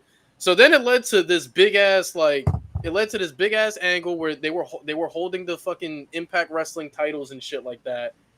And then everything was on the line in fucking Lethal Lockdown. Let me look at this match, bro. Who the fuck was in this? I'm pretty sure the match was so lopsided. It was like, how was Global Force gonna be believable to win? Man. That shit is terrible looking, bro. I'm looking at the X Division Championship. Oh my gosh. Hold on, let me look at that Global Force Impact. Hold on. I was way out by that point. Obviously, I was watching like on YouTube and shit. Sure. I saw like clips and shit, but like after a while, I was like, okay, what are we doing? All right, here we go. So it was let me see. Let me see if I can really find it. Hold on. Let me see if I can really find it. If this is the actual match graphic, that is fucking trash. Oh my god. All right. Send it to me. I'll share it in the clip. Hold on. I'm trying to find the hold on. I'm trying to find that specific match, bro. Ew. Force wrestling, man. Let me try to. I mean, the talent Isn't bad, but it good was so bad. Hold on, let me. Team TNA. Hold on, it was That Team brand is TNA pretty versus Team Global Force. Team TNA versus Team Global Force. I found it. And I'm trying to find who was actually in the fucking match, the participants. Because, dude, that shit was so... I have it here. So you want me to say it or? Yeah, you can say it. So Team TNA was Bram, Drew Galloway, Lashley, The Wolves versus Brian Myers, Chris Adonis, Eric Young, Jeff Jarrett, and Sanjay Dutt with How are they Cameron gonna Grimes. win? How are they gonna? How's Global Force gonna win? You mean to tell me one team? You mean to tell me one team has Drew fucking Galloway, the Wolves, and Lashley, and then your best bet is you got Chris Adonis over there and Eric Young? Fuck out of here! Fuck out of here! Damn, love, damn. No, it's cool. I'm gonna see you on Tuesday. It's all right. Damn. Cool. Why would he do that to you, love? Why would he? I'm gonna see him on Tuesday. He talking shit now. It's okay. Over Great Khali? Like, come on, man. I'm gonna see him. Yeah, that's wild. I'm gonna see him. Man, there's a lot of good That's things crazy. about TNA that we could dive into. We dove into some of our favorite crushes. Listen, I got a question. Sorry, since Laf is here. Laf, What up? what's the undisputed best team that Jeff Hardy has had in TNA? oh, my answer. Yeah, I know my answer. Modest to the top. That's it. You don't get better than Pick that. the weakest one. Are you dumb? You picked. Are the you weakest dumb? one. Definitely not his best one. Definitely not his best one. Don't piss me off. Don't piss me off. Don't piss me off. Don't piss me No, off. I'm not Don't going to be piss me off. disrespectful and say that's his weakest one. That's not that, but it's not his best one. That's his. What are y'all gonna say? Please say the Antichrist one. Similar creatures. Is Similar better. creatures. Fucking No, similar Another creatures Me's clear. better. Similar creatures. Another Clear. Similar Me's better. creatures is his worst Resurrected one. is way better. What? You're What? Similar creatures is his worst. Yeah, TNA. yeah, Worst? Modest is up there with no more words. I don't give a damn, bro. Resurrected is mine. No. Resurrected is mine. Cut. Resurrected, relax. Relax. No more words and Modest are interchangeable. Jeff Hardy. Let me tell you something. No, Jeff Hardy. Jeff Jeff Hardy's best TNA theme. Jeff Hardy's best theme. Period is another me, bro. I don't care what anybody says. No. That is his best theme song. Yes, it's better than I got mine. resurrected. I got resurrected. When gang. Jeff Hardy showed up when I back heard in that, TNA when with I the heard short the hair. drums, better. You know what's also better than Modest too? Obsolete, bro. Obsolete better too. Obsolete is better. The Hardy Boys. Nah, Cold-blooded is better. Cold-blooded is better. All right, now people just saying Yes, shit now. Cold-blooded I don't is know about better. cold-blooded. No, I don't know Modest about is not that cold-blooded. good. The remix is better. Modest. I got resurrected, bro. When I heard that, bro. Oh my god. Another me, bro. Intoxicated Jeff Hardy rapping Modest for no reason in the middle of a promo. That shit is trash. You're bugging. You're absolutely bugging. Nah, that shit is kind of ass. That's how I know Modest. y'all don't know your Jeff Hardy ball. You're moved by Modest. I never claimed to be a Jeff Hardy guy though. Never claimed to be a Jeff Hardy guy. No, that's just ass. You gotta let me walk you through this, bro. You gotta let me walk you through Explain. this. Go ahead.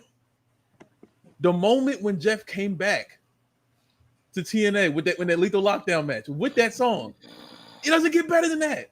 Similar creatures, resurrected. I'll give you the Antichrist theme. It doesn't get better than that. Yeah, this song sucks, dude. Copyright. It doesn't get better than that. You lost me though when you said Modest up there with no more words. Crazy. Yes, Crazy. absolutely. Yeah, you tweaking on that one. I'm not. You're bugging on that one. I'm not far off. I have this on my. I have this saved. This shit sucks. Hey, right now, this shit is trash. Put this everywhere you need to. Modest and no more words are interchangeable. No, 1 and 2. No, Everything else is done. No, you're getting clipped. You're getting clipped. I don't care. You get Clip me. Clip where my belt at. I got my key. You know, I'm you saying that, certified. and you saying that is like saying like, "Burning My Light" and voices can be interchangeable. Oh, This is not the same. Yes, they can. Hey, as long as we agree. This is Burning My Light yeah, weird? that's Yeah, like I agree. like Randy Orton, Burning My Light voices very interchangeable. Modest and No More Words, it is No More Words, and then Modest is like right here. You're bro. tripping. You're absolutely. Yo, right. get your it's belt. not. You I'm getting listening to clipped, the buddy. song Get your right belt. now. Get This your song belt. You slaps. getting clipped, buddy. Where my You belt getting at? clipped. You getting clipped, buddy. I'm certified. No More Words Nothing's gonna on the stop same. me. No More Words should not be in the This same song criteria is as Modest. Bro. terrible. He That's sounds disrespectful drunk. to No He More literally Words. sounds drunk on this song. Disrespectful. No. No More Words. No. All right, so if you were rating No More Words, you rated like a 10, right? Yeah. So what are you rating Modest? 9.5. Holy You're an shit! idiot. Holy shit!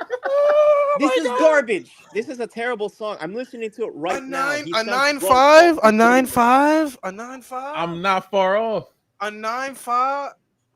No, bro, One of y'all Modest give me. is not One of y'all good. give me the words of Similar Creatures right now. Sing it right now. I am a dying breed. Like literally the first person's part. Okay, literally says, keep I am going. a dying breed. What laying else? on the line. Don't want to mess with me at any place or time. Anybody want to hear that nursery rhyme ass shit? Yo, Them get the knick-knack- fuck out of here. You're listening to a drunk. knick-knack, This is a paddywhack drunk ass. man Turn wailing. that off. This song Turn that off. Modest is drunk ass Jeff Hardy wailing about nothing. Okay. But being modest. While also Okay. being Be narcissist modest. in Yeah, the they same said, song yo, with you got. They modest. say live. What the fuck going on, yo? What you mean? Modest. I'm not backing down from this, bro. You said Fuck Similar Creatures is worse. All right, get your belt and look at that camera and say that shit so you can get clipped. Just go get your belt and say that shit right in the fucking camera. that. Y'all see that picture right there? That means I'm locked. I don't care what y'all say. That picture right here means I'm locked. You're No, locked it in a matters. crack. I'm locked. You I on don't need to get my that belt. Victory Road Zod. I don't need to get my belt. I'm locked. This means I'm locked. I don't give a You're, damn. yeah, you're This locked. means I'm locked. You are on that Victory Road Zod. That's what you're on. You are I on don't whatever care. Jeff Hardy I was don't on at care. That Victory I Victory don't Road care. sounds crazy. That's care. such a crazy statement. This track right here is ass. He sounds drunk. He You're sounds like bugging. he's wailing. It's You're terrible. bugging. You have You're terrible bugging. taste in music. Bro, Don't- you're they bugging. jumping you with chat. They said, bro, you gotta relax. Jump me nigga. all you want. It don't make any of y'all right. I'm you know still what? right. That's the exactly crazy why thing. you're You're wrong, though. Y'all All can All right, say, so you said y'all no can say more. whatever All right, you so want. so just to be It'll certain, never you said no change. more words is a 10. Modest is a 9.5. You want me to like write it out for you? Like I wish I Yeah, white might wrote as it. well. I'm World just. title in 5 minutes. Get the. Are we fuck out. bugging? Are we bugging? Nate said modest to the top, faded ass Jeff Hardy on a random episode of Impact, breaking his heart. What do you mean random? That was his That was not his again. I didn't say it was his first. I didn't say that. When he returned in 2010 after first. Yeah, he said, Hold on, come on with it, modest. To when the he top." returned, in 2010 with the you talking about the remix Modest theme? No, he any returned with version the of the modest That theme. remix thing was terrible. That shit was terrible. No, live. That Any remix version was of terrible. Now, Live. I go with the dog. original Come one. on, I go with dog. the original one. I go with the original one. I don't. The Everything was remix. I'm not with the terrible. remix. I understand the remix. I don't know if I'm the vouch for that. But No, he came back with the original. When But he came had a on top of remix King. version. He remixed it though. It was a remix version. because of it. he Shit was remixed terrible. like all his songs for some reason. That shit was terrible. But modest, and no more words up there. No, it's not. No, They bro. said do the Jeff Hardy dance while I do it. That's funny. That's Jeff funny. was going. You wrote that. Okay, y'all saying that like going Jeff Hardy isn't the like top entertaining Jeff Hardy. Like I don't care what y'all Ruining a talking about right pay-per-view now. is entertaining. Listen, we all listen. We all What are can you talking agree that Another Me is Jeff Hardy's best thing. No, I don't agree with that either. I don't even agree with that. I don't agree with that either. I'm sorry. I'm sorry, bro. Y'all bugging, bro. I'm just not doing that, bro. Y'all Number one, bro. Another Me, bro. There's nothing- Like his best TNA theme. Still don't agree. I'm sorry. Still don't His agree, best bro. of course. Hey. What? Nah. Dude, when you talk about themes, period. I'm sorry, bro. No more words untouchable, bro. That's just, that shit's Yeah, untouchable. facts. I'm not letting y'all tell me. I nothing. can't That's let you get crazy. away with this, man. I can't, man. That's cool. I can't. already got away with it. You didn't get away with anything, bro. You got away with the fact that your music taste is butt. Oh, cheek. Malik, I You know have you, a purple Christmas hat in August. Shut It your says goofy FedEx. ass up. Yep, It you have says a FedEx FedEx, brother. Christmas hat on. Shut And your you ass got a up. yellow flashlight. Jeff You got a Hardy. rainbow flashlight. It's Jeff gotta do Hardy. anything, It's, brother. it's a mic. I know Malik Jeff like Hardy. RVD's theme in TNA. No, though. no, that's the Oh worst. hell TNA no! theme. Damn, that shit is ass, bro. That's the worst TNA The theme. whole fucking show. Yeah, Modest clears that. I'll tell you that much. Modest clears that bullshit. That's bullshit right there. Oh, I was about to. I thought. Oh, okay. I thought you No, said that's clears that bullshit. our Rob Van Dam's theme song might be the worst TNA theme ever. I'm not gonna lie to you. What? Definitely. Ooh, That'd be the worst ever. worst. Might be the What was worst. Dixie Carter's theme song? That shit was Ew. terrible. Ew. Dixie That's- Carter's If theme it's song not sucks. worse, it's top. Van Deminator. I like that theme song. Van What? You like Terminator. RVD's theme? I didn't say it was top. I just like it. I like it. I like All it. right, man. Yo, bro, Like- get your surgery. Rock Your it surgery. Man. down. Get your Oh, surgery. you're bro. killing me. You need it. The whole I said, fucking show. since we on the topic, everybody dropped a top 5 greatest TNA themes ever. Can I put modest 5 times? Yo, man, this bad. Yo, I'm gonna spell it out. That's MOG. RS level rage bait. That was bad, bro. all right. Top 5. All right, Yeah. I got you right quick. So I'm not gonna do no order, bro. I gotta relax. So I'll go Angle. Come on, man. Aura. Yeah, real. come on, bro. Aura. Lit up. Yeah, Malik. I'm sorry. Crimson's theme, bro. That shit too That's elite. real. Come on. Stranger There we to go. the danger, Malik. You There we gotta, go. you gotta love that shit. There we go. Moose's heel theme. Hey, Love. I'm sorry, gang. I'm sorry. I've always loved it. Then, motherfuckers gonna be mad at me.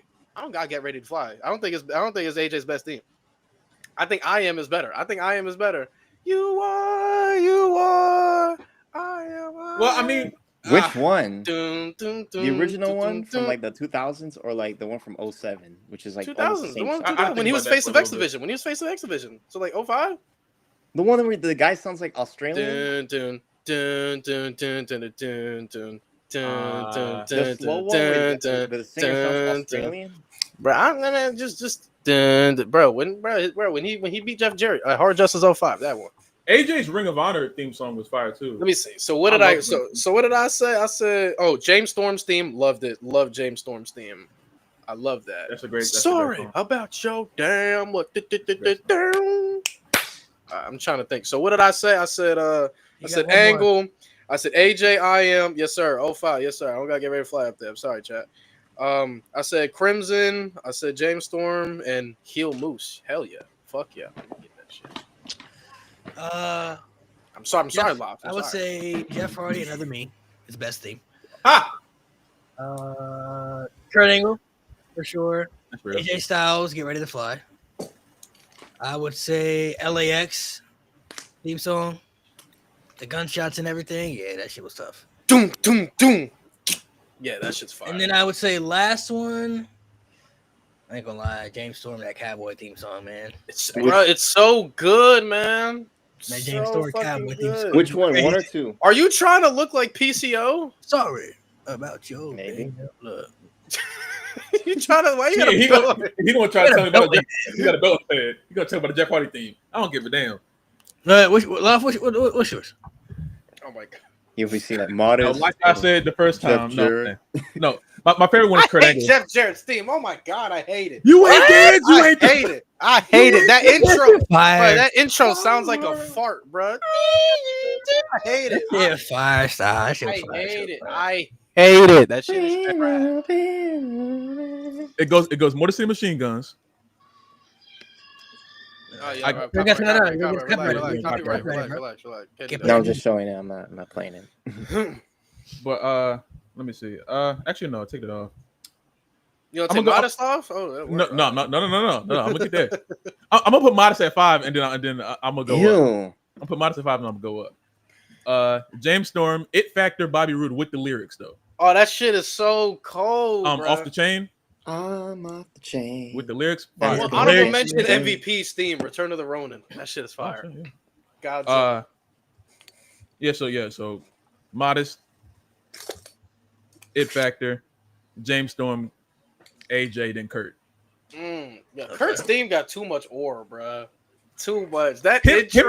and his ECW theme, they're like they're also on the same tier for me. His Sebastian, who you ECW got? What's yours? fire.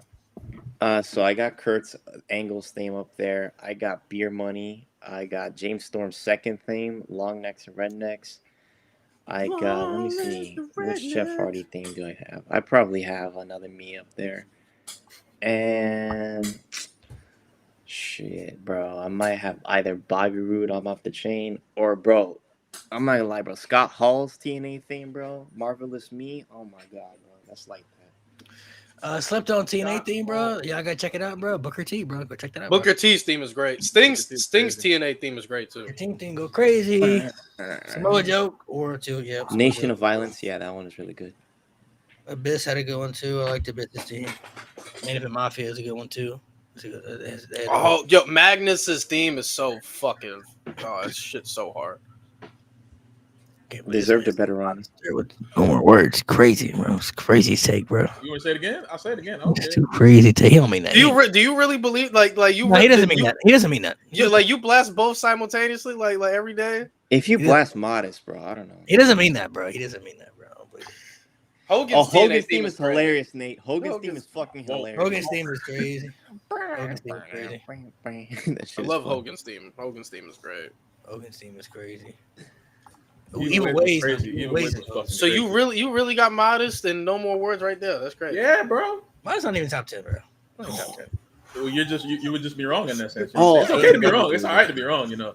You can name 10. I can name 10 right now better than this. Not top 10. You can try. I don't know if it's gonna work, but I mean, I could, It works there's, pretty well like, because tons of- Modest sucks. Jeff Hardy got plenty of other TNA teams that are better than that one too. no. It's a As fact. a matter It's of a fact, fact. every single Jeff Hardy theme is better than Modest. That's I don't know about crazy. every Hardy That's single awesome. one. Again, see, you let people talk enough, they're gonna start. I don't know about every single one. There's some ones that are definitely better for sure. Nah, Like, man, I'm sorry. Hardy Boys themes, I think. Hardy Boys theme goes crazy too. Hardy Boys theme goes crazy. I'll say Modest. Oh is my better than EC3's Chase theme. Manhattan. Trouble. Shout out to Flying Elvises. Also. Nate said, "Take away Lost Rights." Jesus. Oh, whoa. We're not doing all that. Hey, listen, bro. Beautiful people had a good one too, bro. Oh, trying beautiful to tell people's you. fire. Hardcore country. How could we forget hardcore country, bro? A business theme song. I'm so happy 2K put. I hate 2K, but I hate the fact that we like thought Willow's theme. they put a business theme song in the game. And I really did think they weren't gonna do it. Generic guitar. That's really good. But that's a really scary theme. That shit is crazy. I Willow's like Way it. is fire. Yeah, I like it. You didn't like it? Christian. How can we forget No, Christian the Cage? second theme, bro. When they did the second theme, like Yeah, the yeah. Christian one with the too. bells and stuff. I ain't like Christian Cage, Holding My Last Breath by Evanescence. That's Christian Cage's theme. Is really good. Christian Cage. I like At Last more than I like the other one. I ain't gonna lie. Yeah, at last. At last. The was- that's my waterproof Christian theme blonde song. version of Just Close Your Eyes, or V1 clears. Jeff Oh, Hardy no. Willow theme. I That's never fire. liked Jeff as Willow. Jeff as Willow weird to me. He looked That was weird. not a good gimmick, but the theme was fire. I think it had It could have been potential. They something. just, Yeah, they just didn't work on it enough. But it could have been something, but booking wise, execution was poor. Like, Yeah, see, Bucket was bad. like seeing that Willow mask. What the fuck going on, bro? What is No, this? RVD's theme was terrible. Trash shit. Okay. I did. I liked it. Fuck Mick this. Foley's TNA theme was pretty good too. Raphael! No, Mick Foley's theme was fire, bro. It's fire, bro. Booker T has the best theme. Like that's his best theme. Like that's his best Mhm. theme in his career. Yeah, for sure. Who was making the theme songs? I need to figure out who was making them. WWE Dale Oliver? His name is Dale Oliver. Dale Oliver. Yeah, we need to call Triple H. Call Dale Oliver because No, Dale Oliver might. Bro, be- how long, bro? Does Def Rebel have lifetime contracts? yeah, Unfortunately, probably.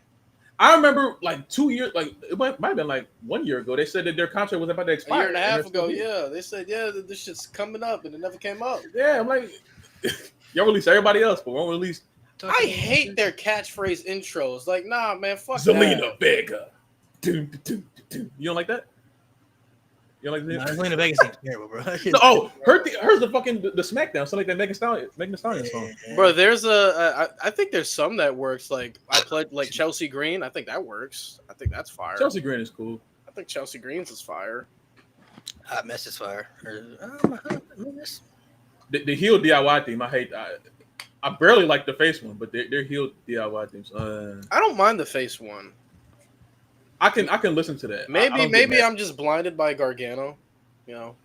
It could be. Maybe I'm just like you're blinded by Modest, right? I'm no. That was a great No. setup. That was a great setup. That was a great Fuck setup. yeah. He definitely might be. He might be. He might be. I'm not gonna lie to I'm you. cool. He might be, bro. He might be blinded by Modest. We talked about a lot of things. Def Rebel also doing UFC theme songs. Oh, I bet Kobe Covington's about to be so ass, bro. It's about to be the most American shit ever, yo. Blake Monroe's theme was a rare W. Yeah, my Blake wife. Monroe's theme is It's my fire. wife. I It's my fuck wife. with It's my wife, chat. It's my wife. Her and Roxanne, my wife. Oh, bro, how many wives you got, bro? Gotta pick one. Bro, she can't, bro. She can't, bro. So who's everybody? She said what? Who's your all time? Your TNA all time wife, bro? Like this is me right here. I'm claiming it. You claiming it? claiming. I'm telling you, bro. Miss Test Velvet Sky. Velvet Sky, Velvet your number Sky. one. Velvet Sky. It's not a bad answer. I ain't gonna lie, bro. Brooke Tessmaker, bro. Miss Tessmacher, that's a good one. Tessmacher, bro. Miss Tessmacher's a good one. Brooke Tessmacher, bro. She different, bro. She different. Like definitely my all-time TNA crush for sure. Like I gotta. mm-hmm. There was something about that hardcore country, dog. I don't know, man. That hardcore country did something to you, man. Mickey James in those hardcore and those cowboy boots. Bro, when she comfortable dressing like that, bro, and still putting on matches like that, bro, hey, I'm with it, bro. She had way better matches in fucking cowboy gear than she did in real gear. No, you're not bad. You're not bad. Who you got, bro? He got Christy Hemme, of course. Of course, bro. That's my wife, bro. Who? Christy Hemme. Christy Hemme. Oh yeah, he did claim Christy Hemme. Yeah, he got the Christy Hemme smacking on the ribs. Madison Ray. Hey, shout out Josh Matthews. That's his wife. Who? Madison Ray. They got like 2 kids. Forgot about that. Yeah. They got like 2 kids. Lena Vega's another one too. I forgot about Rosalita. We said yes. Oh yeah, Rosita. Yeah. Did y'all play the TNA video game? Because I love that game. Hey, hold on. Wait, let me show you. I love the DS version and the Wii version. It's not a very good game, but I loved it. It's not a very good game in the slightest, but I love that damn game. Right there, right there. We got you right there. There we right go. There. See, right there. That's why you my man. Now, if they made a new one, it might be better. Got you right there. Y'all see that? I think probably scratched up. That version in the Nintendo DS version? No. Man. What's on the ODB? What's on the ODB, bro? Yo, why are we lying on my name? I've ODB? done nothing to y'all, yo. The TNA game was fucking crazy. Nah, that's a good answer. That's a good answer, though, bro. You said Christy Hemme. Christy Hemme is going too. I was up to her in WWE though before TNA though, before she became the ring announcer stuff. You know, bro, like I told everybody, bro, y'all know her as Zelina Vega, bro. I knew her as Rosita, bro. Who was the girl that sat ringside? The ring keeper, SoCal Val, I think her name was. Yeah, SoCal Val, yeah. I don't know why. Bro, she had this whack ass story love triangle between Jay Lethal and Sanjay Dutt, and she hung an engagement ring in the middle of the ring and said, "Whoever gets it gets me." And she helped. I think she helped Sanjay Dutt beat Jay Lethal. Starting them dirt times, I'm guessing. No, she was an actual TNA. That was early TNA. She was an actual wrestler, was she? I think so. I don't know. SoCal? No, she was just a ring keeper, as far as I remember. Ringkeeper, okay. Dang, like, what the fuck, dude? I don't remember. Honestly, I don't remember her being. I don't remember her being. Y'all just don't like big mamas, and that's the problem. Hold on. First of all, if Nia Jax approached me, I'm walking out. I'm walking with the club. I'm walking out the club with her. So y'all better relax. I'm just saying. I got no problem with big mamas. Yeah, ODB, listen, bro. I'm a Yiddies guy. I'm a booby guy, bro. She had them. Whoo, bro. Not, hey, bro. If I'll lead a club with Nia Jax, bro. Y'all tripping, bro. Y'all crazy. Nia Jax fire. I'll happily get Nia Jax. Nia Jax fire. Happily. She's gorgeous. Oh my god. When she get her hair did, that shit straightened, and she got the little bang cover like that, man. Woo! Nia Jax, man. I rock with Nia Jax. I do like Nia Jax. Let's see. So before we sign off, everybody, doing another top 5. Who's everybody's top 5 favorite TNA wrestlers of all time? Life gonna hate me again. Oh, here we go. Number 1, Moose. I'm sorry, bro. Number 1 is Moose. Number 2 is Amazing Red. Calling you out. Wrestle me. Number 2 is Amazing Red. Number 3, I'll go with Ace Austin. Number 3 is Ace Austin. Number 4, Christian, because Christian's my favorite wrestler of all time. And number 5, I'm gonna go. Who would I go 5? Let me throw a woman in there. I'll throw Deanna in there. I really fuck with Deanna. Kurt Angle for sure, because Kurt Angle's in my top 5 favorite wrestlers of all time. Kurt Angle would be on there. I would say Samoa Joe would be on mine. Chris Sabin would be on mine. I really liked Daphne a lot in TNA. Daphne was tough. When she was there. I like Daphne a lot. I've always been into like the freaky, psychotic type characters. Victoria would probably also be on there when she was Tara as well, because I liked Tara in WWE when she had. Did you like her with Jesse Goddard's? Uh, Bro, that boyfriend shit was annoying as fuck, bro. Every week, it's Jesse from Big Brother. It's Jesse from Big Brother. That's why I didn't like. I know him from Big Brother, so it's like, he wasn't giving me those type of vibes as a wrestler. But I knew in Big Brother, he talked about wanting to be a wrestler though, so I knew that's what he wanted to do. So when he made it, I was like, oh, okay, he made it, but he just Jesse from Big Brother. I thought they were gonna make him world champ one day.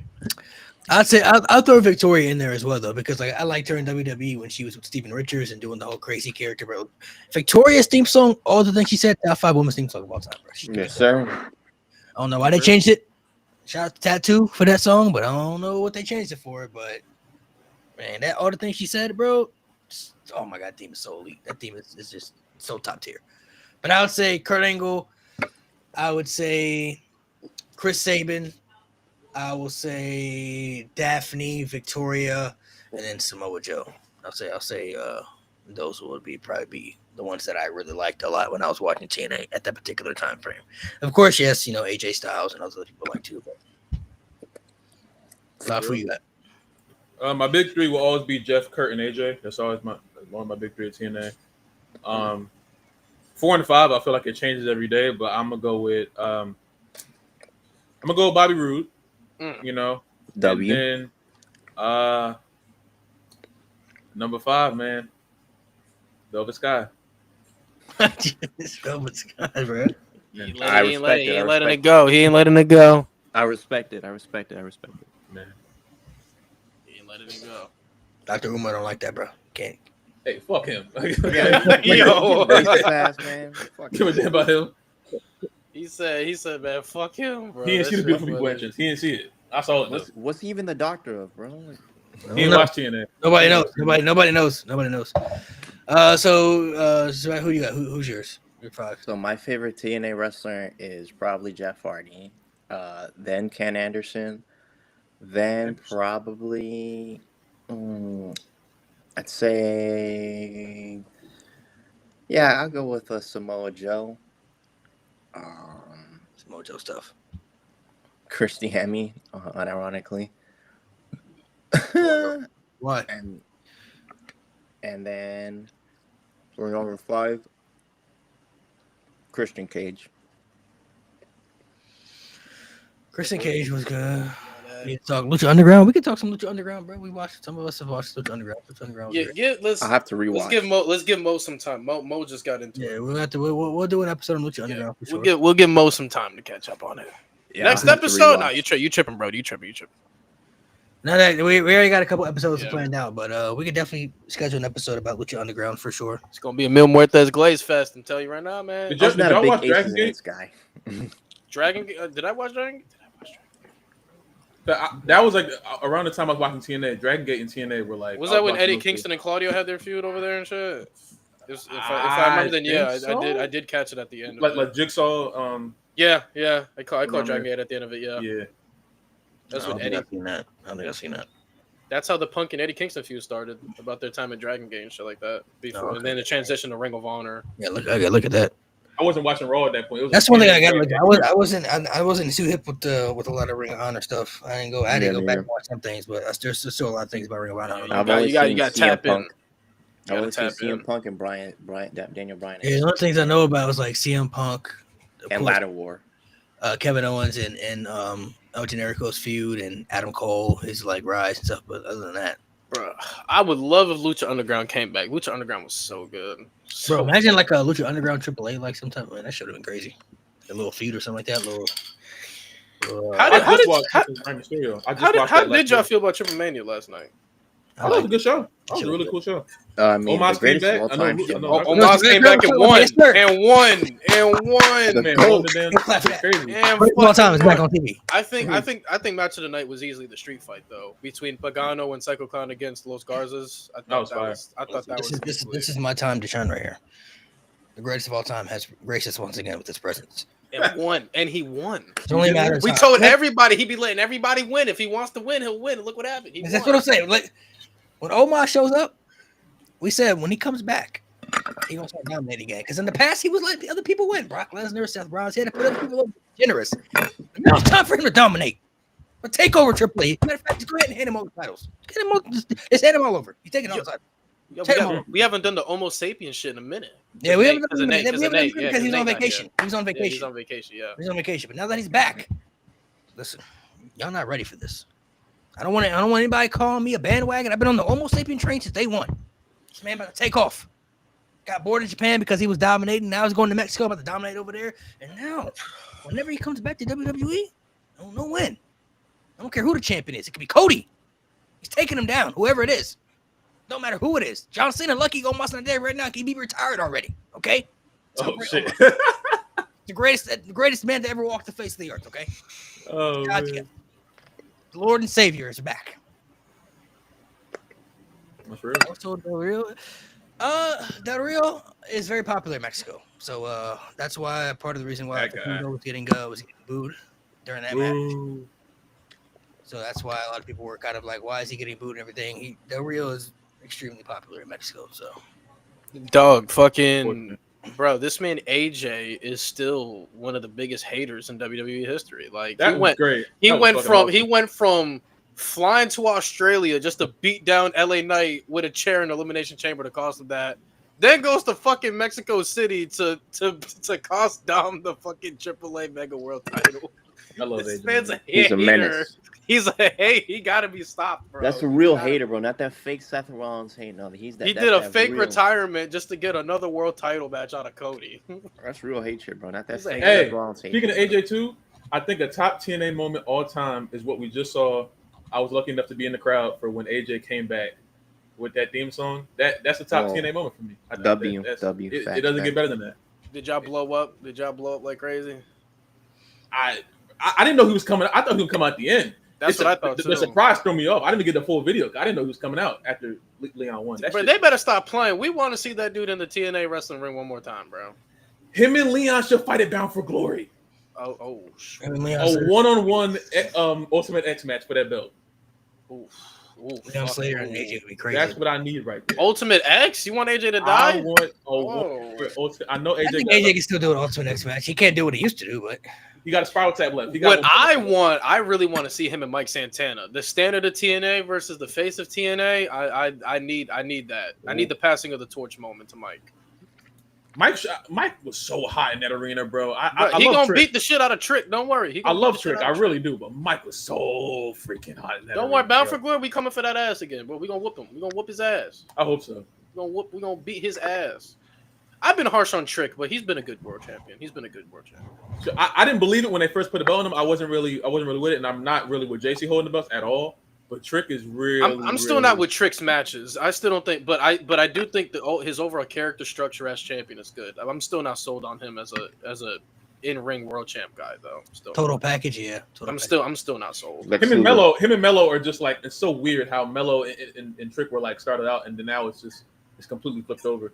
They were pretty good with each other. Oh my god, they need to come back. That's bro on the main roster running the tag division. I need that. That's what Trick and Mello gang win the belts, bro. Oh. So we got Mello don't Miz. Bro, they both mask each other's weaknesses. Mello masked the in-ring weakness of Trick, and Trick masked the weakness of the mic work of Mello. Like it's perfect. And they got to win perfect.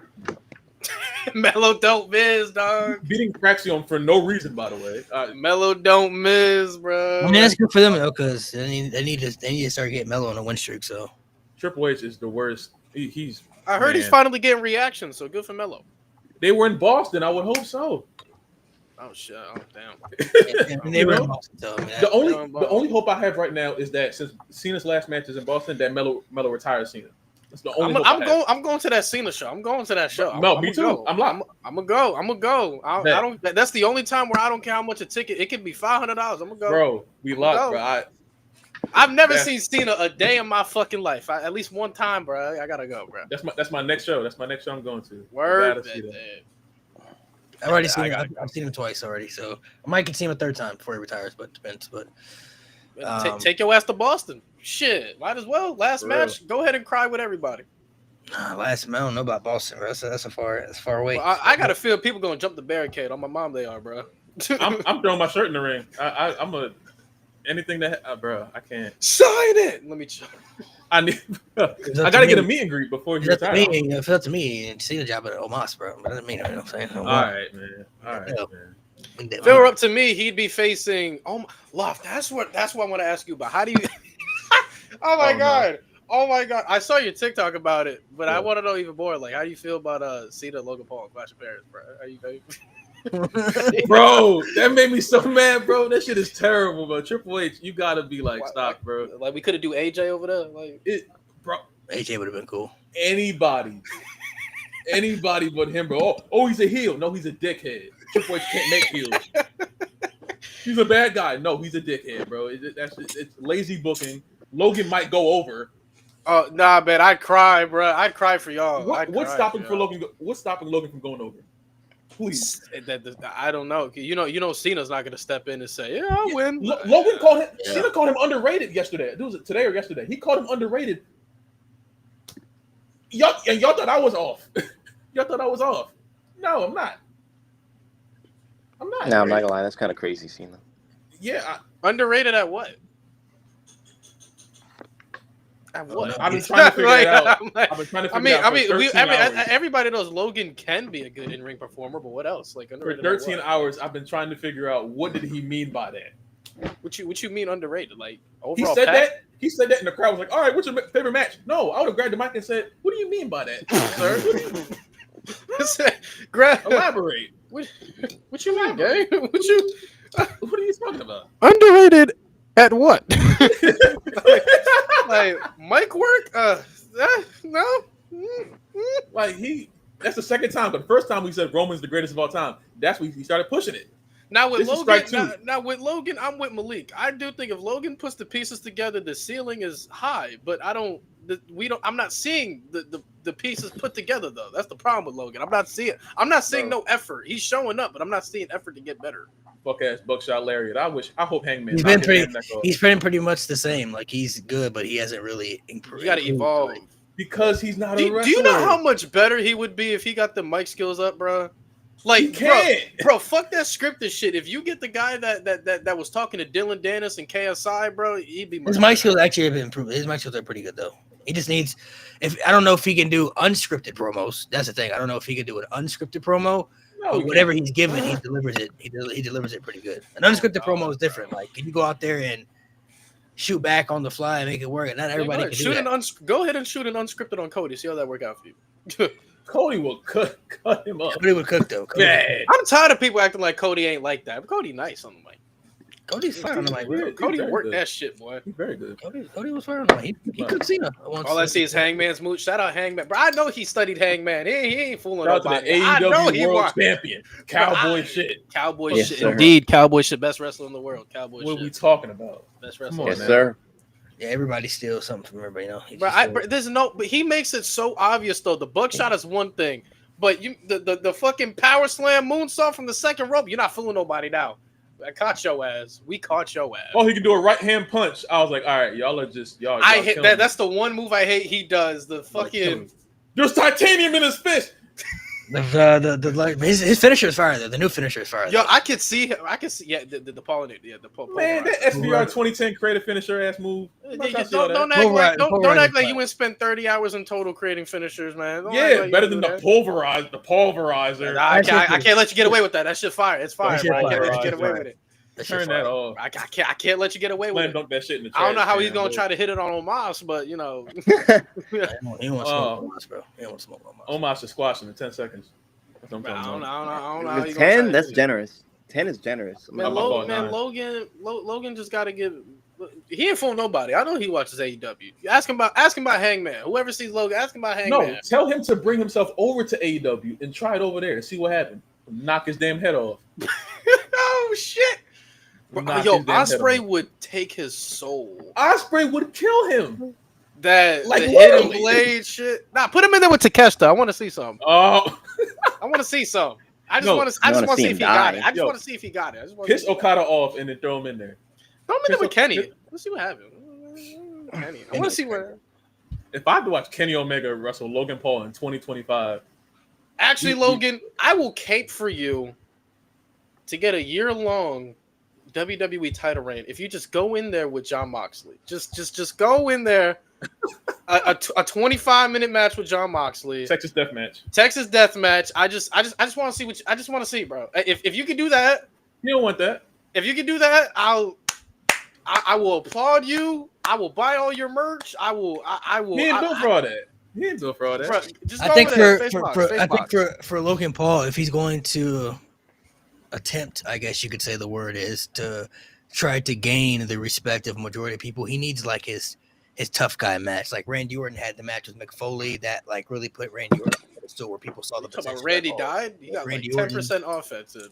It wasn't even about Randy Orton winning that match. It was the fact what he went through facing a hardcore legend like McFoley, knowing that he could hang in that type of environment, that type of match. I feel like Logan needs that type of match with somebody. It doesn't even have to be an extreme type match, but he needs to feel like maybe he's being tested or pushed to the limit beyond. Like he had the good one with Roman. That was really good. The Seth Rollins match at WrestleMania was really good. But like, I feel like he needs something coming out where people are looking at him in a different limelight. Like, oh, like Logan Paul. Like that was who in WWE is hardcore heavy right now. Like him versus like Sheamus. You know what I mean? Like a Sheamus match. Man, he don't want that. He don't. He don't want that. You know, he don't want that. A Sheamus match would be like something that's like a brood, like a Gunther match. You know what I mean? Like Ilya Dragunov. You know, like those people. Like, and even like the Cena match. I think the Cena match could help because I feel like what I'm gonna take out of it is I feel like there's no reason for him not to be able to go into this match, whether he wins or loses. But it's about the knowledge that he could gain from somebody like a John Cena.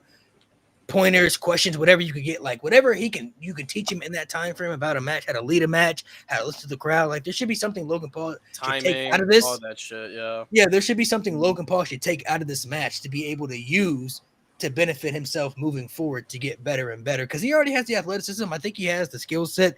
He just needs to be able to be a guy that you can depend on to leak stories and matches. That's the level that he's not at right now. Working with somebody like John Cena, you only should be able to improve from that, especially when they continue to put him with top guys. He's had matches with Roman, AJ, Rey Mysterio, Seth Rollins, and they continue to put him in the ring with top superstars. So obviously WWE wants him to get to that level. Yeah. He just has to be able to show that he can get there. So if I'm working with John Cena, his last match ever, and going to be in Paris and everything, like I'm gonna try to soak as much knowledge from this guy within that match. I'm gonna listen to everything he tells me to do in the match. I'm gonna pick his brain, like just see what he's just to see things that maybe he's not seeing in those aspects. So if you need a respect match, I just petition him to just work with Obafemi then. Might as well, right? Oh, brother. Obafemi is a good one. I don't want Oba to come to Raw or SmackDown because if Triple H finds a way to like book him the wrong way. Oba's like, listen, gang, about moving up. Ooh, I can do some stuff in TNA too if you need me, Sean. Logan versus you know what match is gonna happen? They're gonna do Logan versus Braun Breaker eventually. That's gonna be a match. And Braun gonna kill him. I wouldn't hate that, but Braun has to like spear him the hard way. Like Braun spears don't even like he's like hitting him like he's not hitting him as hard. Like Carmelo Hayes out the air. Yeah, that shit was crazy. He ain't hitting them that hard no more. Or that Tyler Bate Worlds Collide spear. I feel like the one thing that's the one thing Logan needs. He needs that match that's gonna make him undeniable. Like whether people like him or not, like you can't deny him at this point. Like he's like that. He needs that match, like that match to really put him up there. Like you ain't gotta like him, but you can't deny that he's just good at this point. Like he's really like that. He needs that type of match that really makes him stick out to where people will just have that feel, because there's always wrestlers that like you may not like or gravitated towards too, but then they get to a point where it's like it becomes hard for you to really not accept that they're actually just good, even if you're not a fan of them. They're just put him in there with Jacob. Fatu would be crazy. I think Logan, for me, he has to go somewhere that's not WWE, because obviously I feel like they're in a way of like they're going to make him look always like they're prioritizing him because they want him to be something. He has to go somewhere like an AEW or TNA or even somewhere outside of like the big three for him to be like, all right, this is what, because right now he just seems like a byproduct of the WWE, which I don't give a fuck about at this current moment. He got to go somewhere else where they don't really give a damn about him and then say, all right, now perform. For me with Logan, I just need to see the improvement, because right now I just feel like he's just living off his name and they're hoping to get something out of it. Yeah. I just see no development, no improvement, and I would just like for him to improve. Like reps is everything. Like you're not gonna get better if you're wrestling once every month. Like, I need you to wrestle more TV matches. Like, work with a Pete Dunne, work with a Tyler Bate. You know what I'm saying? Work with guys like that to get you better, so that your main event matches don't look like shit. Because Jey Uso was dog shit. The tag match up until the ending was dog shit. What else? What other matches Logan's had that's dog shit? The triple threat match with Rey Mysterio and whatever on SmackDown, dog shit. Match with Rey Mysterio, Crown Jewel, mid as fuck. So like, when he's not consistently wrestling, he's pretty fucking bad. That's why I don't let the Roman and Seth matches cloud my judgment on him. He can have good matches, but he's had more mid to ass than good. Yeah, It's the Ronda Rousey effect, man. I don't See, but Ron, that's a whole different thing. She got pregnant and lost everything. Ronda was hitting Ronda, the whole 2018 to 19 was hitting. And then what? She got pregnant and then lost her step. That's what happened. She came back and got worse. Yeah, that's different. She got pregnant and then lost everything. Yeah. 2018 to the beginning of 2019, she was like that. I don't think she cared as much during her second run either. I don't think her passion At all? No. I feel like Logan. I think Logan really wants to get better at it, but like everybody said, I don't even think he has to go outside of WWE to prove so. Because there's people who've been in WWE and just haven't been good. Even like we used Eva Marie earlier. Like she was bad at everything. Like, how you trained by Brian Kendrick in your ass? I don't understand. Eva Marie couldn't have a good match. Eva Marie, Logan Paul, and Eva Marie could have the same structured match, like word for word, bar for bar, like put it together in every aspect, and Eva Marie would have a worse match, and Logan Paul would excel. You know what I mean? Like he's able to soak up knowledge, and I think he's starting to understand things in the business aspect. But I feel like he needs, like I said, the only thing I feel like he's missing right now that he needs to get to, he is not a guy that I look at that is going to lead stories and matches, like be the lead guy. Those are guys like Cody, guys like Seth, guys like Cena right now. Like these are guys that you could depend on to be the leader of your stories and your matches. Like you could put them in the ring with anybody. Seth Rollins, busted up knee, whatever, bad back. Hey, I need you to go have a good match with our developmental guy down in NXT. We see a future in him. We need you to go out down there and do something with him to get a spotlight. Okay, I could do that. Like Logan Paul, I think he has to get to that level. He doesn't have to be as good as Seth, but like to that level where you could see him like that's somebody that you could depend on to have a good match with anybody in the ring. You don't have to worry about him being carried by other people or guided by other people. He doesn't have to be a follower. He can be a leader, or even if he's not even a leader, he can carry his own in the match. You know what I mean? Like sometimes in wrestling, a lot of wrestlers you see, like, the OGs, legends, they like to go out to the ring and call things like in the middle of the match without going over stuff. They like to listen to the crowd and be able to just pick that up. I feel like Logan has to get to that aspect, like be able to go out there and just do things on the fly. Those people are, to me, that are ones that like the greats, like Cena, HBK. These are people who don't have to have things put in front of them. You could just be like, all right, I'll see you out there, and we'll just do it when we get out there. Do you know what I want? I want to pivot away from Logan because we said we need to set about Logan. What I want WWE to do more of is I want the partnership to just be more than just we'll send WWE guys over there.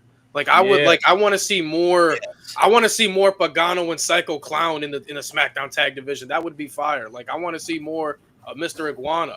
I want to see El Messias interact with Wyatt Six or whatever. Like there's so many other people in AAA. Like I'd like to see Vikingo on Raw, like wrestle Seth Rollins one night. Like that shit would be fire. Like there's so many that this partnership has only been, we'll show you shit on YouTube and we'll send WWE guys over there when we put the shit on YouTube. That's it. That's all it's been, which is cool. Beneficial for you. Cool. But come on, let's see some more. And also with the TNA partnership, let's see more. The fact that Jeff Hardy hasn't sniffed the main roster yet, it's killing me. It's killing me. The Hardy's not on the main roster yet, killing me, bro. They showed up in NXT, which is great. Hardy, I don't think he want that. I don't think he want that. So last thing before we get off, let me ask you: this TNA partnership, some people feel like this is going to be a detriment to TNA. This could kill TNA because right now, Trick Williams is TNA World Champion. JC Jane has the Women's World Championship too. So a lot of people are starting to get concerned. Like, are they going to bury TNA because you don't know WWE's aspect? So, what's your whole outtake on that? How do you feel about that? So the problem that I have is you're making the WWE superstars' legacy better. But the problem I have with with guys like Trick and people like JC Jane is at the end of the day, these are not your superstars.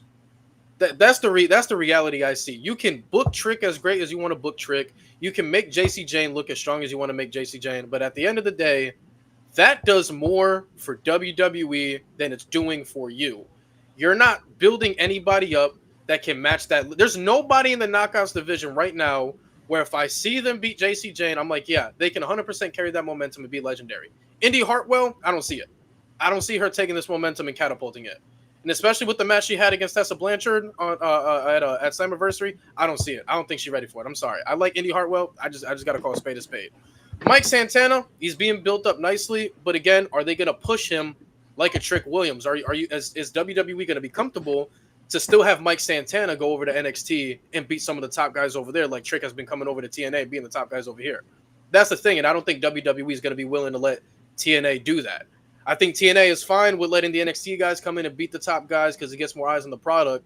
But I feel like when TNA is like, okay, it's our time. We want to send Mike Santana over there, and we want Mike Santana to beat some of your top guys, like Tony D'Angelo or something. I feel like NXT is going to be like, nah, we can't do that. So I feel like TNA has been setting up WWE superstars to be great and developing WWE superstars and not the TNA superstars. That's how I feel. Yeah.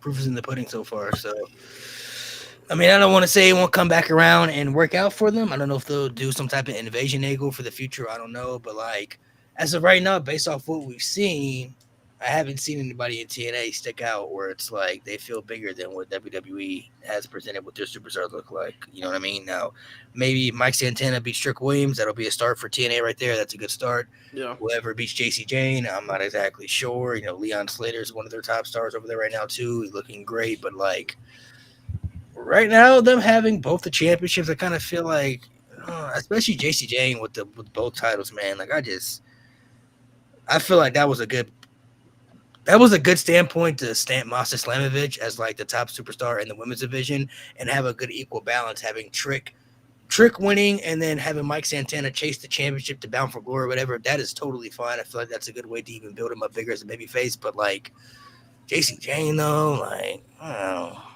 ain't moved by that, bro. That's not moving me, man. Like she got both them championships, and I'm like, yeah, they're making somebody bigger. Like I would have assumed Master Slamovich would have won that title versus title. Mm-hmm. Real. Like just so we can get something. Like we gave the belt to Trick. Like come on, give us something. And I'm like, that's where I don't think it's benefiting TNA, because you look at TNA's roster, like Mike Santana is like the only one that stands out. We know Joe Hendry's gonna fucking jump ship any fucking day now. So that's another thing TNA too. I feel like TNA is gonna be this big ass cesspool where WWE can just keep adding talent whenever the fuck they feel like. And TNA can't do nothing because they can't outbid them. They can't do nothing. It's going to turn into another developmental for WWE. When Bound for Glory happens, I think the night of Bound for Glory, Triple H is going to come out there and he's going to announce either Triple H or whoever's like that they acquired TNA, that they bought him out, and then Triple H on TNA. Oh, brother! Now we see one of two things: either because apparently the report came out that apparently they want TNA to like overtake AEW as the second biggest company. That you're far off from that. You know what I'm saying? You are way AEW's way ahead of you.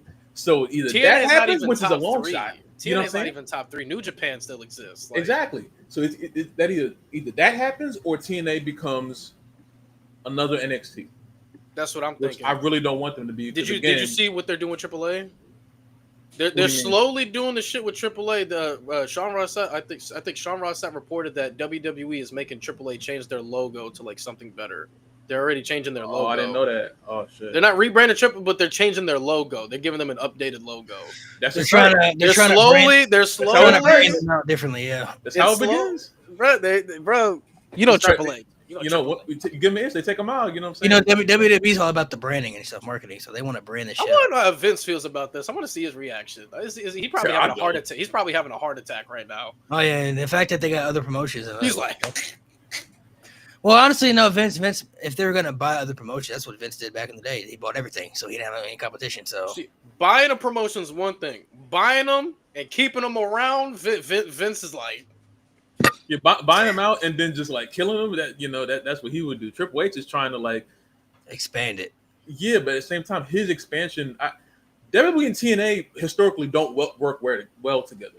I just think like the both of No. them do not. They don't mix. So the fact that they keep trying to mix them, that's where the problem is going to start. You know. And now TNA isn't in a position like Lewis said, they're not in a position to outbid them. They're not. WWE has everything over them. Everything. AAA can't outbid them either. They're gonna lose Vikingo eventually. Yeah.